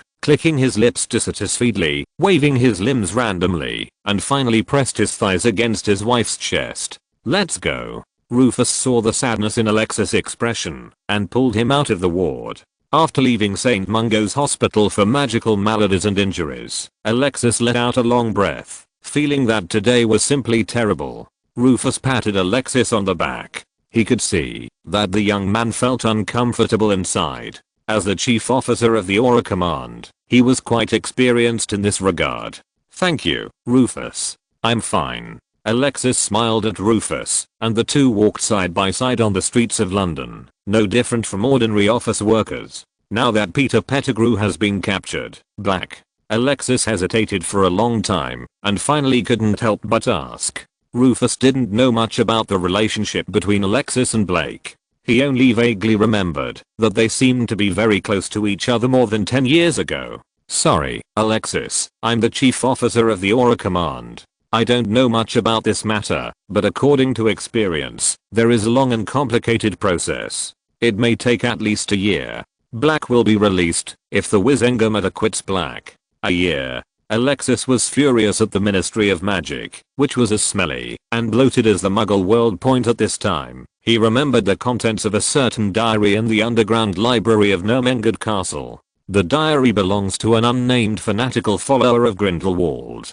To say it is the diary of this fanatic is more appropriate to say it is a note on Grindelwald's daily life. It contains a large number of records of Grindelwald's words and deeds. Among them, there are a lot of complaints about Grindelwald that the Ministry of Magic has learned from the Muggle world and made the institution that should be simple and efficient into a lengthy and complicated one. Now that I think about it, Grindelwald seems to be right. As they spoke, the two stopped at the entrance of the magic department. Alexis put on his hat and nodded slightly at Rufus. Rufus, goodbye. Dear Alexis, goodbye. Rufus was like a lion that had caught its prey. He laughed loudly and gave Alexis a bear hug, slapping his back so hard that he reluctantly followed Alexis. Waving his hand, he turned around and walked into the Ministry of Magic building gracefully. Alexis stood in front of the building, rubbing her chest and laughing softly. As per Rufus, Alexis began to buy some expensive flowers and plants, as well as various animals. Some of the plants are for teaching, and the other part are for his own research, and all the animals are for Alexis' own use. The person who knew the most about Alexis' progress in popularizing potions was actually Grindelwald, and the second person who knew the most about it was Dumbledore. In fact, he has completed the overall structure of refining ordinary plant-based magic potions. Now all that is left is to add species to it, and expand the scope of this structure until it covers all plants on the earth. Alexis is currently preparing to start researching animals. During those few days on Nurmengard, Alexis discussed with Grindelwald the differences between ordinary animals and magical animals in potion formulas. Unfortunately, Grindelwald himself was not a potion master. He couldn't give Alexis much help, so he could only slowly explore on his own in this regard. By the time Alexis had purchased almost all the animals and plants she needed, it was already Thursday. At this time, Alexis suddenly discovered a problem that made him laugh or cry. Ministry of Magic, Department for the Misuse of Muggle Items. Alexis was brought here with a confused look on his face. When he was about to transport these items back to Hogwarts, he was told that these were Muggle items, and that before they could be transported into the wizarding world, they had to be reviewed by the Department for the Prohibition of the Misuse of Muggle Items. Then, Alexis was brought here with a confused look on his face. Alexis was even more confused when she saw the cramped office that looked like a utility room with the words Department of Prohibition of Misuse of Muggle Artifacts, Arthur Weasley hanging on the door. Isn't Arthur the director of the Department for the Misuse of Muggle Articles? This is where the director works? The dignified Secretary General is equivalent to a minister of a country, and his office is in the utility room. Alexis knocked on the door of the utility room with a confused look on her face. After a while, a familiar voice came from inside. Please come in. Pushing the door open, the first thing that caught his eye were several piles of old-worn books piled high on the desk. Shelves were placed around them, and various parts were scattered on the floor and table. Alexis stood there from the angle. I could only vaguely see a corner of the clothes moving in the pile of parts. This is simply a recycling bin. Arthur? Alexis frowned and tentatively shouted at the corner of clothes. What? A head of red hair poked out from the pile of parts, and there was a brief shock on the familiar face, which then turned into surprise. Haha. Alexis. Why are you here? Wearing a pair of gloves stained with gasoline, Arthur laughed and walked carefully along the aisle that only allowed one person to pass, and came to Alexis carefully. Chapter 25. Fanatic Muggle Items Lover. Alexis took a step back, avoiding Arthur's hug, which embarrassed Arthur a little. He pointed to Arthur's oily hands. Dear Arthur, maybe you should take it off and give me another hug. Arthur looked down at his gloves, smiled awkwardly, threw the gloves aside, and greeted Alexis warmly. I hope you don't mind, Alexis. Please be casual. Want some coffee? Arthur excitedly walked to the shelf on the left, took out a cup, and started tinkering with it. This is the coffee machine I bought from Muggles. You just need to put the coffee beans in, and then power it on like this. Arthur was operating the coffee machine. Then press it lightly, and you will get a cup of fragrant coffee. The coffee is out. He handed Alexis a cup of coffee, took another cup for himself, took a sip, closed his eyes intoxicated, swallowed slowly, and then praised what a great invention. Try it now. Alexis smiled and took a sip.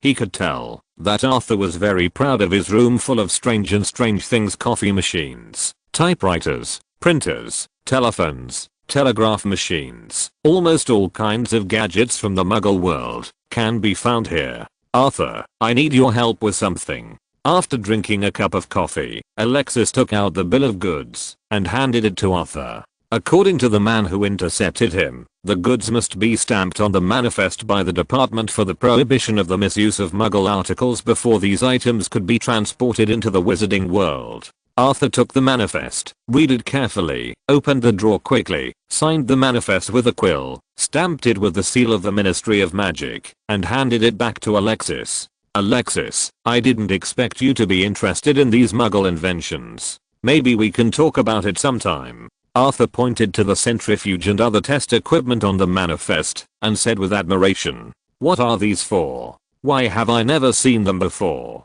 When Alexis finished explaining the usage, Arthur looked amazed again. That's awesome. Muggles are so awesome. In fact, there are many good inventions in the Muggle world, and their emergence has brought great convenience to Muggles. Alexis remembered that Arthur seemed to be interested in Muggle things in the past, and now he briefly talked about what he had seen during his travels. That's awesome. Arthur admired and couldn't help but clapped his hands. Maybe I should write a report to make Fudge pay attention to this. Alexis looked at Arthur looking for paper and pen with a smile. He was not optimistic about Arthur's report. Perhaps the best place for it was in the waster basket. Judging from Arthur's current situation, it is obvious that people like him who like to study Muggle items are not favored by the higher-ups of the Ministry of Magic. Otherwise, such a cramped, cold and damp utility room would not have been arranged for him as an office. Arthur had already started writing a report, and Alexis wandered around the utility room, finally stopping in front of the telegraph machine. Arthur, can I use this? Alexis asked, pointing to the telegraph machine. He planned to ask his friends in the Far East how Dumbledore's robes were doing.